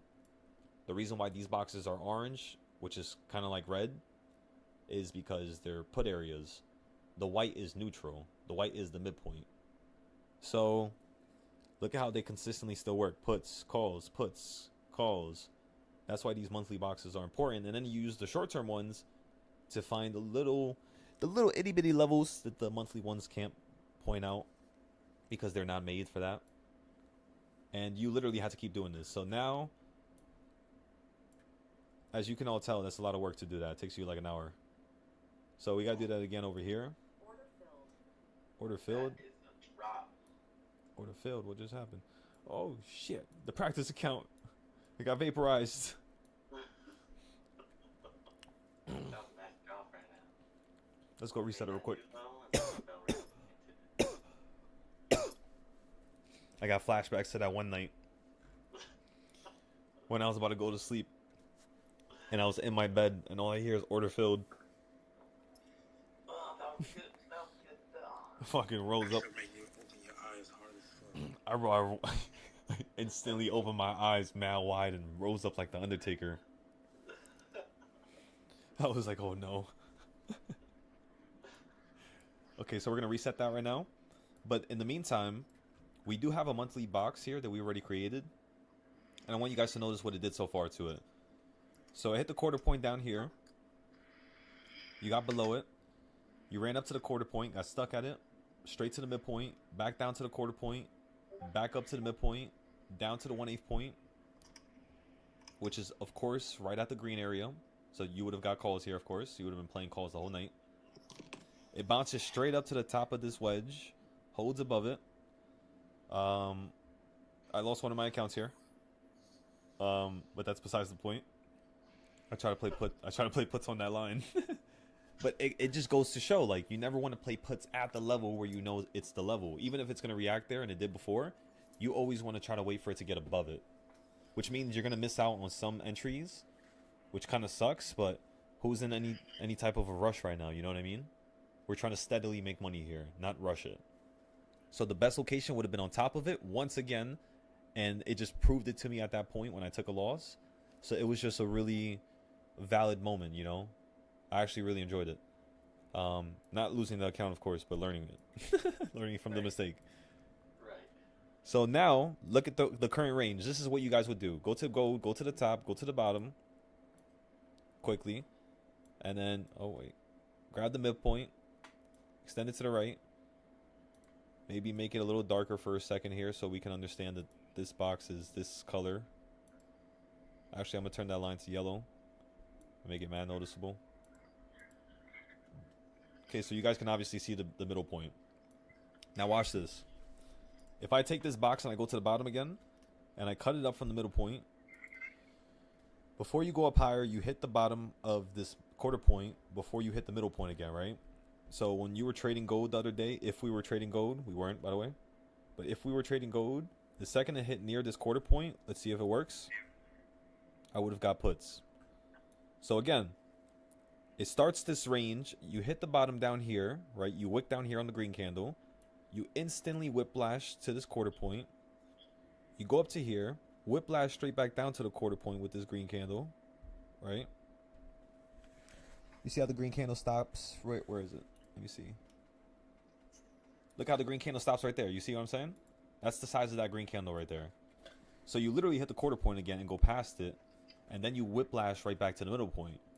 So when it hits this middle point, because it's the first time hitting it, I'm going to instantly get into a play, and then I'm going to put my stop loss at the 1/8 point, because this is the quarter point, of course. That means once it hits down to here, like around this red candle here, I would have put my stop loss like somewhere in between, and I would have just kept trying to play from this level here, straight back down to the top. Because you hit the quarter point, so now it wants to hit the middle point, and until it hits the middle point, it's not going to want to react any different way. So now when you hit the middle point, what do? Now you get above the area. Now you go up to here, which is above the area, just like how you did down here with this candle, and then you whiplash instantly back to the midpoint. Sometimes, like, I'll be in these trades, I'll look away for 2 seconds, I'll turn back, instantly up 20,000, and I'm just like, what the fuck just happened? And it's so funny when it happens, but it's just like you're buying from a structure level.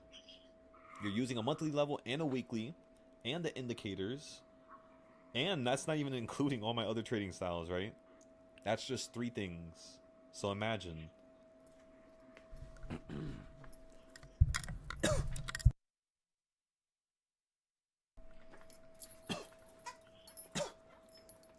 But yeah, so that's how you guys should start formatting your trades. Like, for example, today, look how crazy this is today. It falls down to this quarter point right there. When you hit that quarter point, you instantly whiplash right back up to the middle point. Now you're getting stuck between a certain level. So if I go to the middle point and this point up here, what is that level? The 1/8 point. I could keep chopping it up. So if I copy this box down here, obviously it's probably not going to work. Why? Because the market hasn't went down that much yet. Let me also fix this box.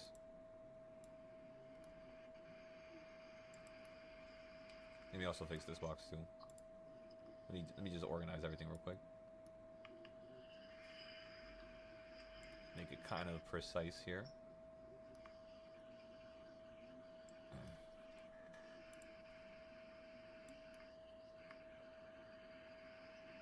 Perfect. All right, so look.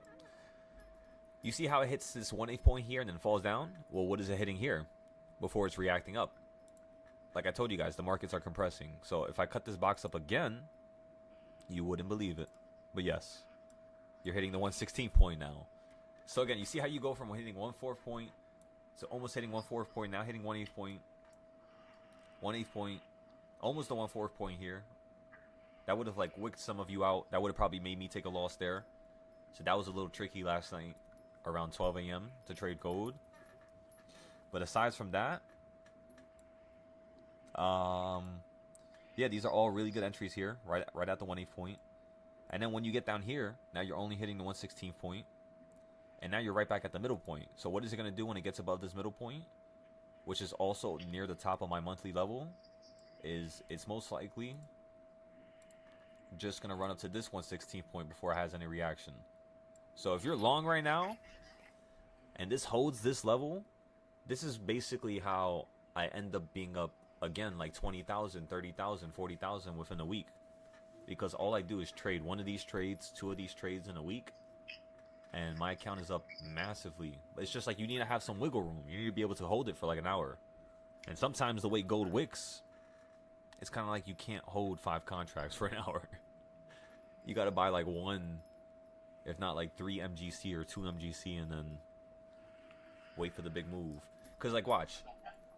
I want to see something real quick. I'm going to reset this account, and then we're going to literally play with this. I want to see how much money can I make using just 5 contracts with the practice account. And then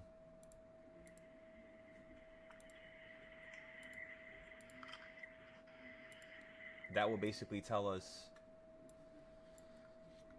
how much money. What the hell just happened? Oh wait, I don't want to have it together like that. I want to have it like this. Okay, so let's look at this again. You're at the middle point. This is a level where we want to go long. So I don't think they're gonna let me buy MGs or GC. Let me see. Gold, GC. Order rejected. Yeah, so I can't trade GC. So let me see. MGC. I should be able to trade like 50 contracts, I think. Order filled. Order rejected. 15 only? Damn, they really limited it. Order rejected. I can only buy 15, yeah. Yeah, that kind of sucks. So let's see how much money you can make, right? So currently, right now, it's at the midpoint. If it runs up to the 1/16 point, that's 5,199. So 5,199 would equal how much profit? 5,199. Let's say if we sell it right below it, that equals $1,000 of profit. That's not bad. You know? That's like a 15-minute move, 30-minute move. We'll just leave it like that. Let it sit. See how it works out. Now, how would I have my stop loss? My stop loss would be right down here. Well, I mean, since it's gold, you gotta.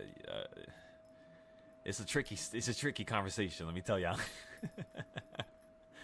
Because gold, sometimes that shit will wick into Neverlands, you know, into Narnia, and then come right back, and then before you. Nah, literally, bro. And then before you even realize it, that shit's right in the sky, going right to the sun. Just send you to pop smoke. Say it like that.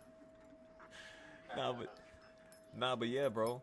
So it's not terrible. This is a 5-minute trend, by the way. So let's just say if I'm trying to play for a bigger trend, like look at it like this, right? Gold hit the top here.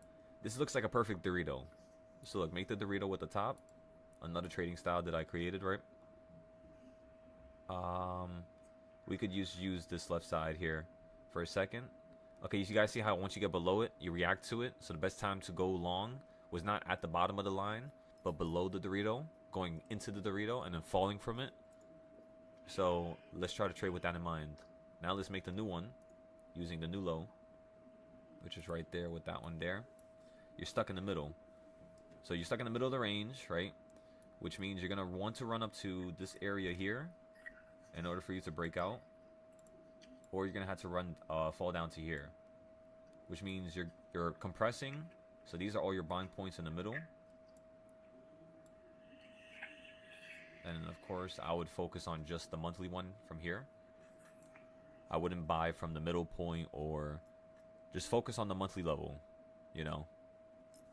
Because like right here, if you buy at the bottom of the monthly, you could just play calls right back to the dotted line. Yo, one night, I traded like 50 times. And I just literally went back and forth. And I made around 16,000 that night trading gold. It was one of those times when it was like stuck in a range like that. It's not always going to happen, but yeah, you can get it. You know, who knows? Some days you get it. By the way you can actually predict it is when you move fast. Wait for the gold to move fast, and then the next day, the next night, like let's say if it's moving fast today, you guys see how it's moving really slow, like right now. This tells me I would not trade gold tonight. I'm not even kidding. It's gonna whip around all night. Yeah, it's gonna start whipping because it doesn't normally stay this small, especially for more than a day. And you've been here for basically since yesterday. So depending on how long this lasts, I think you're going to just start shooting up to the sky here. And then this is how you play puts, right? You're not going to play puts here at the top no more because that already happened over here. Even though it's going to happen for the third time for the first time here, you could get an options play here, but I wouldn't get puts. Instead, I would get the puts from a location that's like basically above the area, but like above this dotted line. So like maybe somewhere around here, maybe at the middle of this green box. If not, maybe at the bottom of the green box, I would have got puts. Depends. And I would have played the puts near a level on top of there. And then, if it held on top and it didn't fall below, like to the dotted line at all, if it just kept wicking here for like 30 minutes, an hour, I would then go long, again, after an hour, and try to play to the white box, if not higher. That's like a $6,000 trade, $7,000 trade, with just like 3 contracts, 4 contracts. So yeah, you guys see how gold's listening is running to the top of the monthly level now. I'm up $300, $210 with 15 contracts of MGC. So of course you could put a stop loss, you could take your profit. At the peak we were up around 390. And yeah, that's just little stuff we want to take note of. I don't think there's anything else for us to go over now. Looks like ES is tanking from the sky here. Let's take a look at SPY.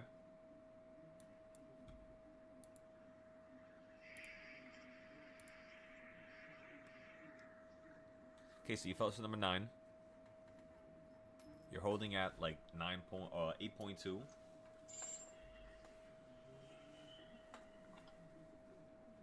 The next level we would want to buy anything is going to be once you get above number 8 and hit 7 and fall back down to 8. For now, we would want to just wait.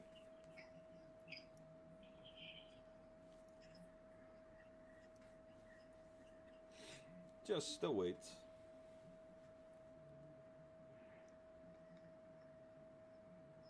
Okay, so we went over the monthly stuff, the monthly levels. You guys all understand how those work now, and a couple ways that you could trade with them. So I think you can understand how I trade now, right? Because I look, when SPY hit this level the other day, I mean, what level did it hit yesterday or last night before it fell out the sky? You know what I mean? I'm about to put you in the fridge till I get back. What the hell? Wow, the phone's like a... Yeah, I'm not sharing my screen. Like, I'm not on the target. that's how the iPhones be, bro. I know, but this shit is retarded. You put the phone in the freezer? I put this shit in the fridge. I'm about to go downstairs and grab a package. Be right back. Alright, everybody, so... The reason why you would have got puts there is because when it hit the quarter point down here, you instantly reacted and started running right back to the midpoint. So when you hit the quarter point at the top there, what happened? You instantly reacted right back down to the midpoint, and you're right below it now.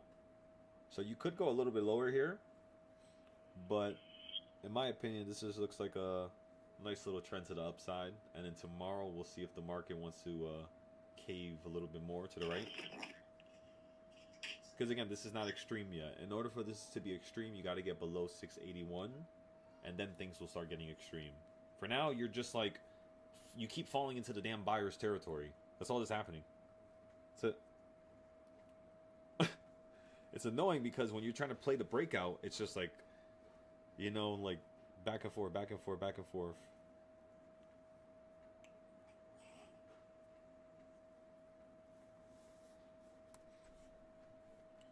Alrighty, ladies and gentlemen. So, do you guys like that little example right there with the calls? Yes. Shit, if I could trade gold right there, I would have instantly been up at least like 1,000, 2,000. Actually, let's see if we could trade with other account. Give me a second.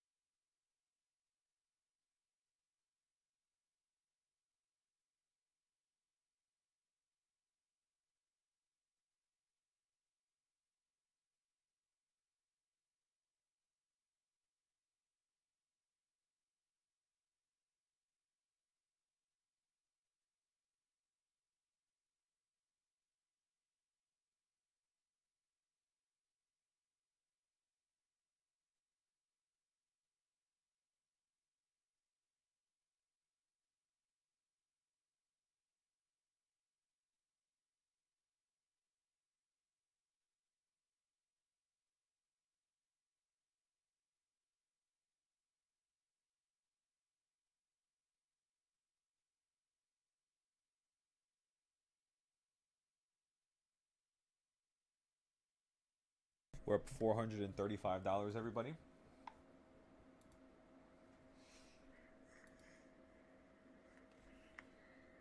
Again, we're trading the upside on gold.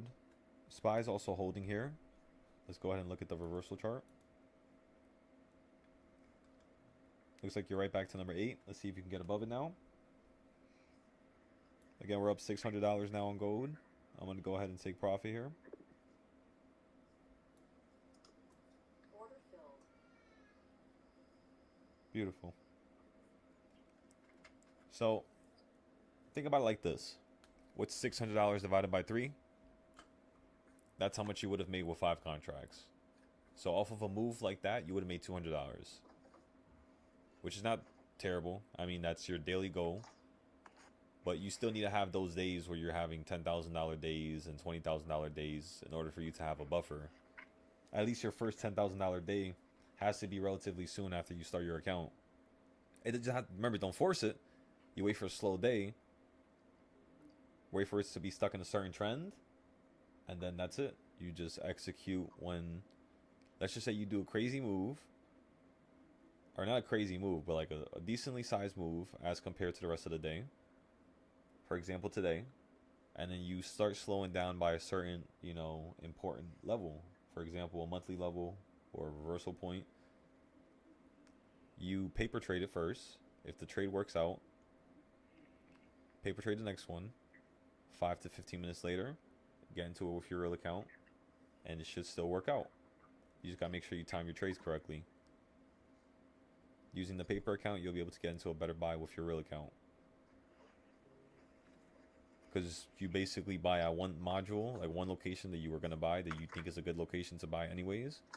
And then the next 2 locations, you just focus on those to buy with your real account.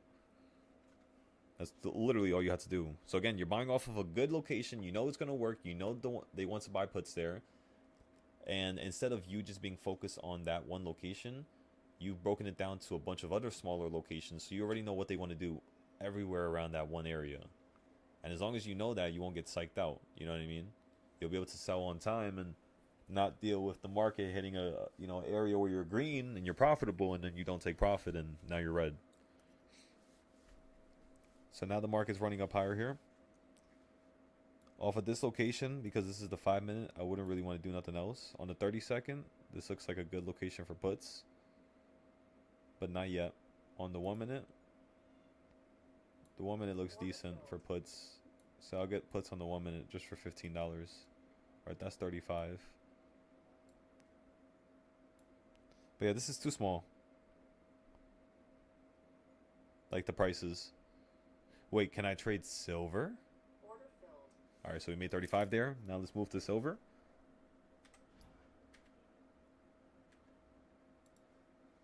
Hello, silver. Long time no see. I wonder if they let me buy 15 contracts. SIL. What's going on here? Okay, so let's just say we were to trade silver right now, right? Drop everything we're doing and just focus on silver. First thing is 1 minute. It's okay. 5 minute, it's not bad either. 30-second, hit it twice over here, then you fell. Hit it once here, then you fell. Hit the midpoint. Looks like you're kind of caving downwards here. Where are we right now? What level was this? What time was this? 10:30. What time was this? 10:20.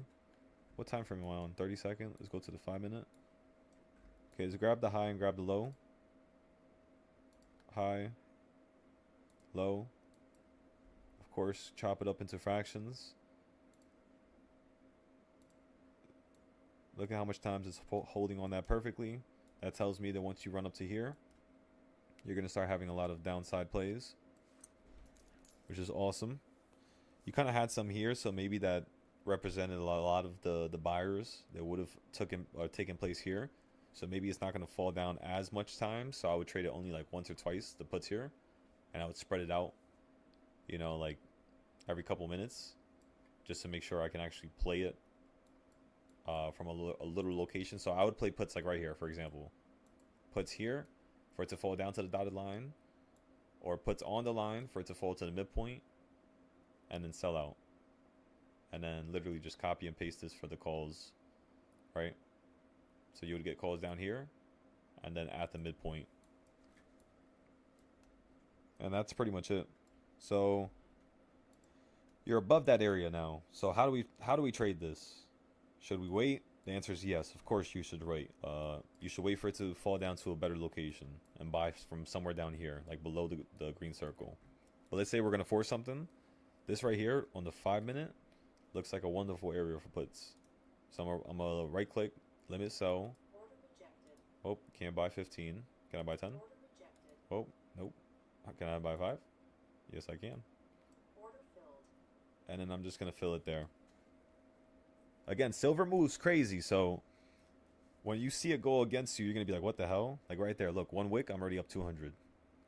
If it falls down to the midpoint, that's $2,000. If it falls down to the bottom, I'm up 4,000. So it does replicate gold. You guys literally could make as much. Because think about it, if they're letting me trade this with the practice account, that means you guys could trade this on your real account. So honestly, what all this tells me is that the next account I start, I'm trading just silver. Truly. I think it's time, ladies and gentlemen. And it's perfect for the training camp. Look at that, $600 like that. Order filled. Like, that's ridiculous. Imagine you have 15 contracts, which is what they would normally let you buy. Or like with the other account. Because remember, this is micro. Have you guys ever bought silver? One silver? Like right there. You guys saw how I made $600? With the actual silver? Oh, look at ES. Look at ES. ES! Crazy. My gut's telling me puts. I can't spell. ES. It's in the game. 15 contracts. Short. Alright, we kind of missed it. Let's see if we can grab a little something something. Beautiful.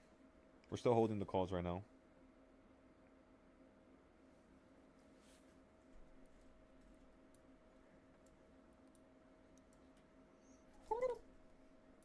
We were up 700 right there. All right, we took the $700 profit. Beautiful. Okay, now silver looks like you're at a level where we could buy. So let's go back to silver. SIL. So do you guys see how I'm using my trading styles now? To like buy and sell. Right click, limit buy 5 of them. It held right above that midpoint. So SPY's going crazy on the 5 minutes. Silver is not doing nothing stupid. So that's even nicer for you to understand. Like, that's beautiful right there. Like, this right here is a big ass move. But what time is that? 10:30? I mean, you're not going to be trading silver at that time. Silver during the day, in my opinion, is like off limits. We're only trading it right now because obviously, you know, it's for fun. And as well as this is how you're going to get better and good enough for you to actually trade during the day with your real accounts. Because this is new to me and new to you guys. I'm still testing a lot of things, and I'd rather me finish my test before I have you guys really trade during the day yet, especially for silver. You guys saw how you held there on the midpoint, and now you're running right back up to the top, right back at the level where I want to go short. Order rejected. I clicked the wrong one. SIL. This one. Order filled. So I'm short again on silver here. I'm looking for just another $600. So you want to look for less and less, because you don't know if the market's going to tilt downwards. You don't know if it's going to tilt upwards. I mean, you could figure it out, obviously, with other trading styles. But let's just say, it's like hypothetically, you don't know what the market's going to do. What you do know is that it's at the top of the Bollinger Bands. So what that means is it's a decent area for puts as long as it's consolidating. If it starts speeding up for whatever reason, which is 1:30 is usually the time where the market starts to speed up, then it could raise some problems for us. As you all saw right there, up 375, almost up $600. Up 475 now. So it's about like $150 per tick. Up $600 already. 725. And then Drum roll, please. 3, 2, 1. Ah, my leg. Order Order filled. filled. So just like that, $800, right? And this is literally how much you're gonna make on your real accounts. So I'm just showing you guys, this is all you have to do. So of course, is it at the best location to buy and sell from? Hell no. But is it a location where the market can consolidate? Kind of like how it is right now? And the answer is yeah. And that's pretty much all. It is an area where you kind of want to do like a U shape. You kind of want to pop up to here now, right? Like somewhere up here. And then maybe like consolidate up here for a little bit. And then break above. And then higher. All I do know is that it wants to go to here. So this is where I really want to focus on buying my puts. Like all the way up here. Whenever it hits that. Whatever week that is. Whatever day, group of days that is. I'm going to make sure I can make the most amount of money possible when, you know, it does that. For now, I'm just going to patiently wait. What made me have such discipline? Ladies and gentlemen, it was me losing a lot of money. Me losing a lot of money. That's the only way I can explain it. I just don't want to lose no more money. There's just no need.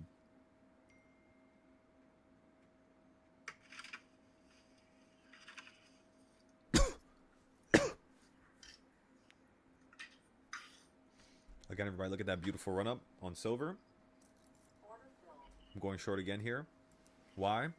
Because now you're finally at the 1/8 point. You're up 225 already. Again, each tick on silver is $150. Oh yeah, Zay, you should trade silver. After you just saying that. Yeah. That's 5 contracts. If you only have one contract, that's going to be like $25. That's not worse than me fucking using 45 contracts on MES. Not yet, that's what I'm saying. Like, so you could, just like how you trade gold, you're going to be making the same amount as you would normally make, but actually faster. So you could trade like one. The problem, alright, so the difference, even though like MES gives more than MGC, the difference is like the volumes and like how much it ticks. That's why GC be so dangerous. Exactly, because there's more buyers. How is the volume for silver? Silver, it's less. Think of silver as a piece of shit. Just think of it like that. I'm serious. It's only going up because of gold. It's a sympathy play. You telling me to go step in it? Well, I'm telling you to use the pressure that gold is giving it because it still has a bunch of pressure. It's still at $80. It's not at the high no more, which means that of course you're gonna have to pay attention to the fact that it wants to run up. So like for example, like right now, what would I do? I would go on my day chart, and as you already know, I already did the chart, so I'm not gonna need to do this no more. I could do it here, I guess. I could fix this. But if you look at the day chart, the high was 124, and the bottom was 65. So where did it run back to? The midpoint. So because it's at the midpoint right now, this is a beautiful location where you can have, on the short term, a bunch of buys and sells. It's just you got to be careful because this is going to whiplash sooner or later. You know what I mean? Yeah, I gotta switch you to my other phone. Now, do you think? So, like, if you go on the 1 hour and you zoom out like this, and we fixed up, you know, that zone right there, you were hitting the 1/4 point a lot, but then you zapped straight up from the 1/4 point and touched nothing else down here, which means, yeah, you could.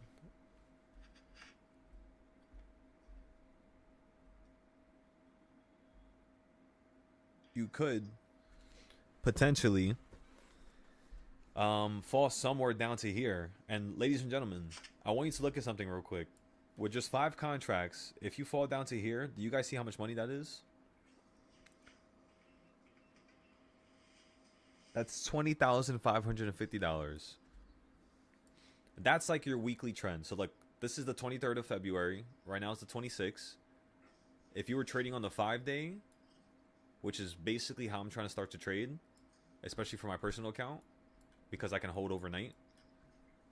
I want to see if I can actually, start getting some profit like that. 20,000, 30,000 each trade, just using 5 to 10,000, right? Because to buy 5 silver contracts, micro silver contracts, it's not that much. Actually, never mind. I think I'm tripping. I think it's a lot of money. Let me see. I can check it right now. I think last time I checked, I was like, what in the world? Let me see. It's going to be ridiculous, I have a feeling. So silver margin, oh my god. Okay, so it's not that bad. So during the day it's 2,500. So if you have $5,000, like real money, you can actually trade silver, like personally, which means as long as you have like 3,000, 4,000, you can at least trade one contract, which means that's like one payout. So you take one payout, you start trading silver in your personal account, and boom, you could literally trade, as aggressively as you want. Just make sure you pay the fees back and make sure you're profiting. That's it. On the actual silver, this shit is ridiculous. Intraday margin is $12,000 just for you to buy it on your personal account, even during the day when it's cheap. After hours, it's $86,000 just for one of them. So, like, for example, do you guys see how I'm up 125 right now? If this was actual silver, that would have been up around, with 5 contracts, around $1,000, I believe. Let me see. I can actually tell you right now. I gotta remember the damn metrics.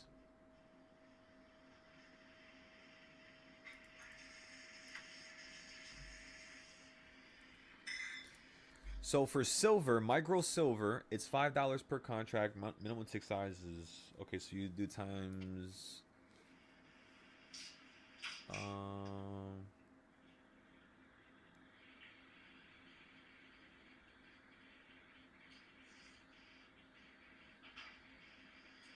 that's $100. That would be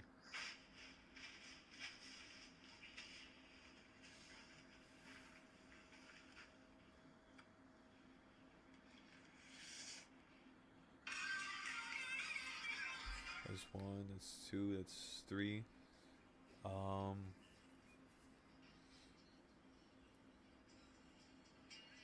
You can say 5 per tick.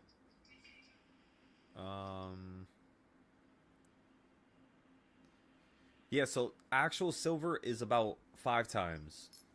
Meaning, if I was up $100 right there, I would have been up $600 to like $700, somewhere around there with actual silver. Potentially even higher. I think it's going to be higher. I'm pretty sure it would have been around 1,000. But the metrics say it would have been around 600 to 700. So for every $100 you can make with this, that's times 5 for silver. Just doing the same thing. Just spending less time, getting more money and less chaos, less problems. Unless you get caught in something crazy. But that's the reason why you're not going to trade crazy trends, Just stuff that's slow like this on silver. So let's go back to the 5-minute now. After I have these bigger zones, I see where everything is. I see how it's at the midpoint. So on the weekly, I'm just paying attention to these areas here. Normally when you play puts on the quarter points or any point, you want to get above it and play to it. You don't want to play from it. We played from it that time because you were below it. So now let's see if this is going to get above all the way up to here. That would be $2,000, so we can still hold. And then it falls back down and we'll sell out for a $300 loss. So we're going to literally just stay in this for the whole ride. And in terms of profit, we're just looking for something small. Something around 500, 600. Which is definitely possible. You could definitely fall down to that pink line on the 5-minute. That's at least what I'm thinking right now. It might take us like another 10 minutes though, 15 minutes. But yeah, see how you're consistently going up at least something, right? This tier being green tells me one thing and one thing only. As long as I'm claiming profit, just like how we always talk about it, everybody, you can always make an insane amount of money, Okay, let's look back at SPY now. SPY ran all the way to number 6. That means the options we have here are going to be in the sky. Yes, they are. So we're up a really good amount now on the other options that we bought for 686. The next thing I want to see is, can we run up to number 5 and not get stuck at number 6? I want to see number 5, everybody.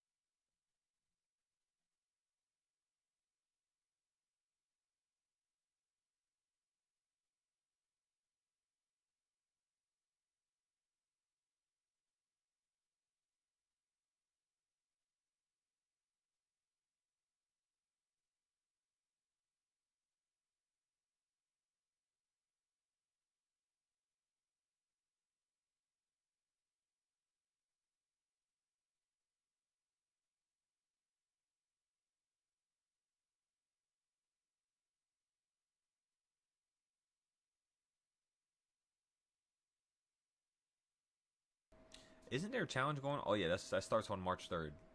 By the way, there's also a challenge going on Ninja Trader where if you guys basically you start with a paper account just like the prop firm stuff, right? And then if you guys could be number 1, meaning if you guys could make the most amount of money within 30 days, they're gonna give you $2,000 for free. So it's a really easy way to make $2,000 within 30 days. You know what I mean? Just extra money on top. So if you guys want to try that, go to ninjatrader.com and look at their challenges, their competition sector. It's also on the Discord, by the way, on the Futures Discord. Did I update it? Actually, I gotta check if I updated it. I'm pretty sure I updated it. But we'll check again in a few here.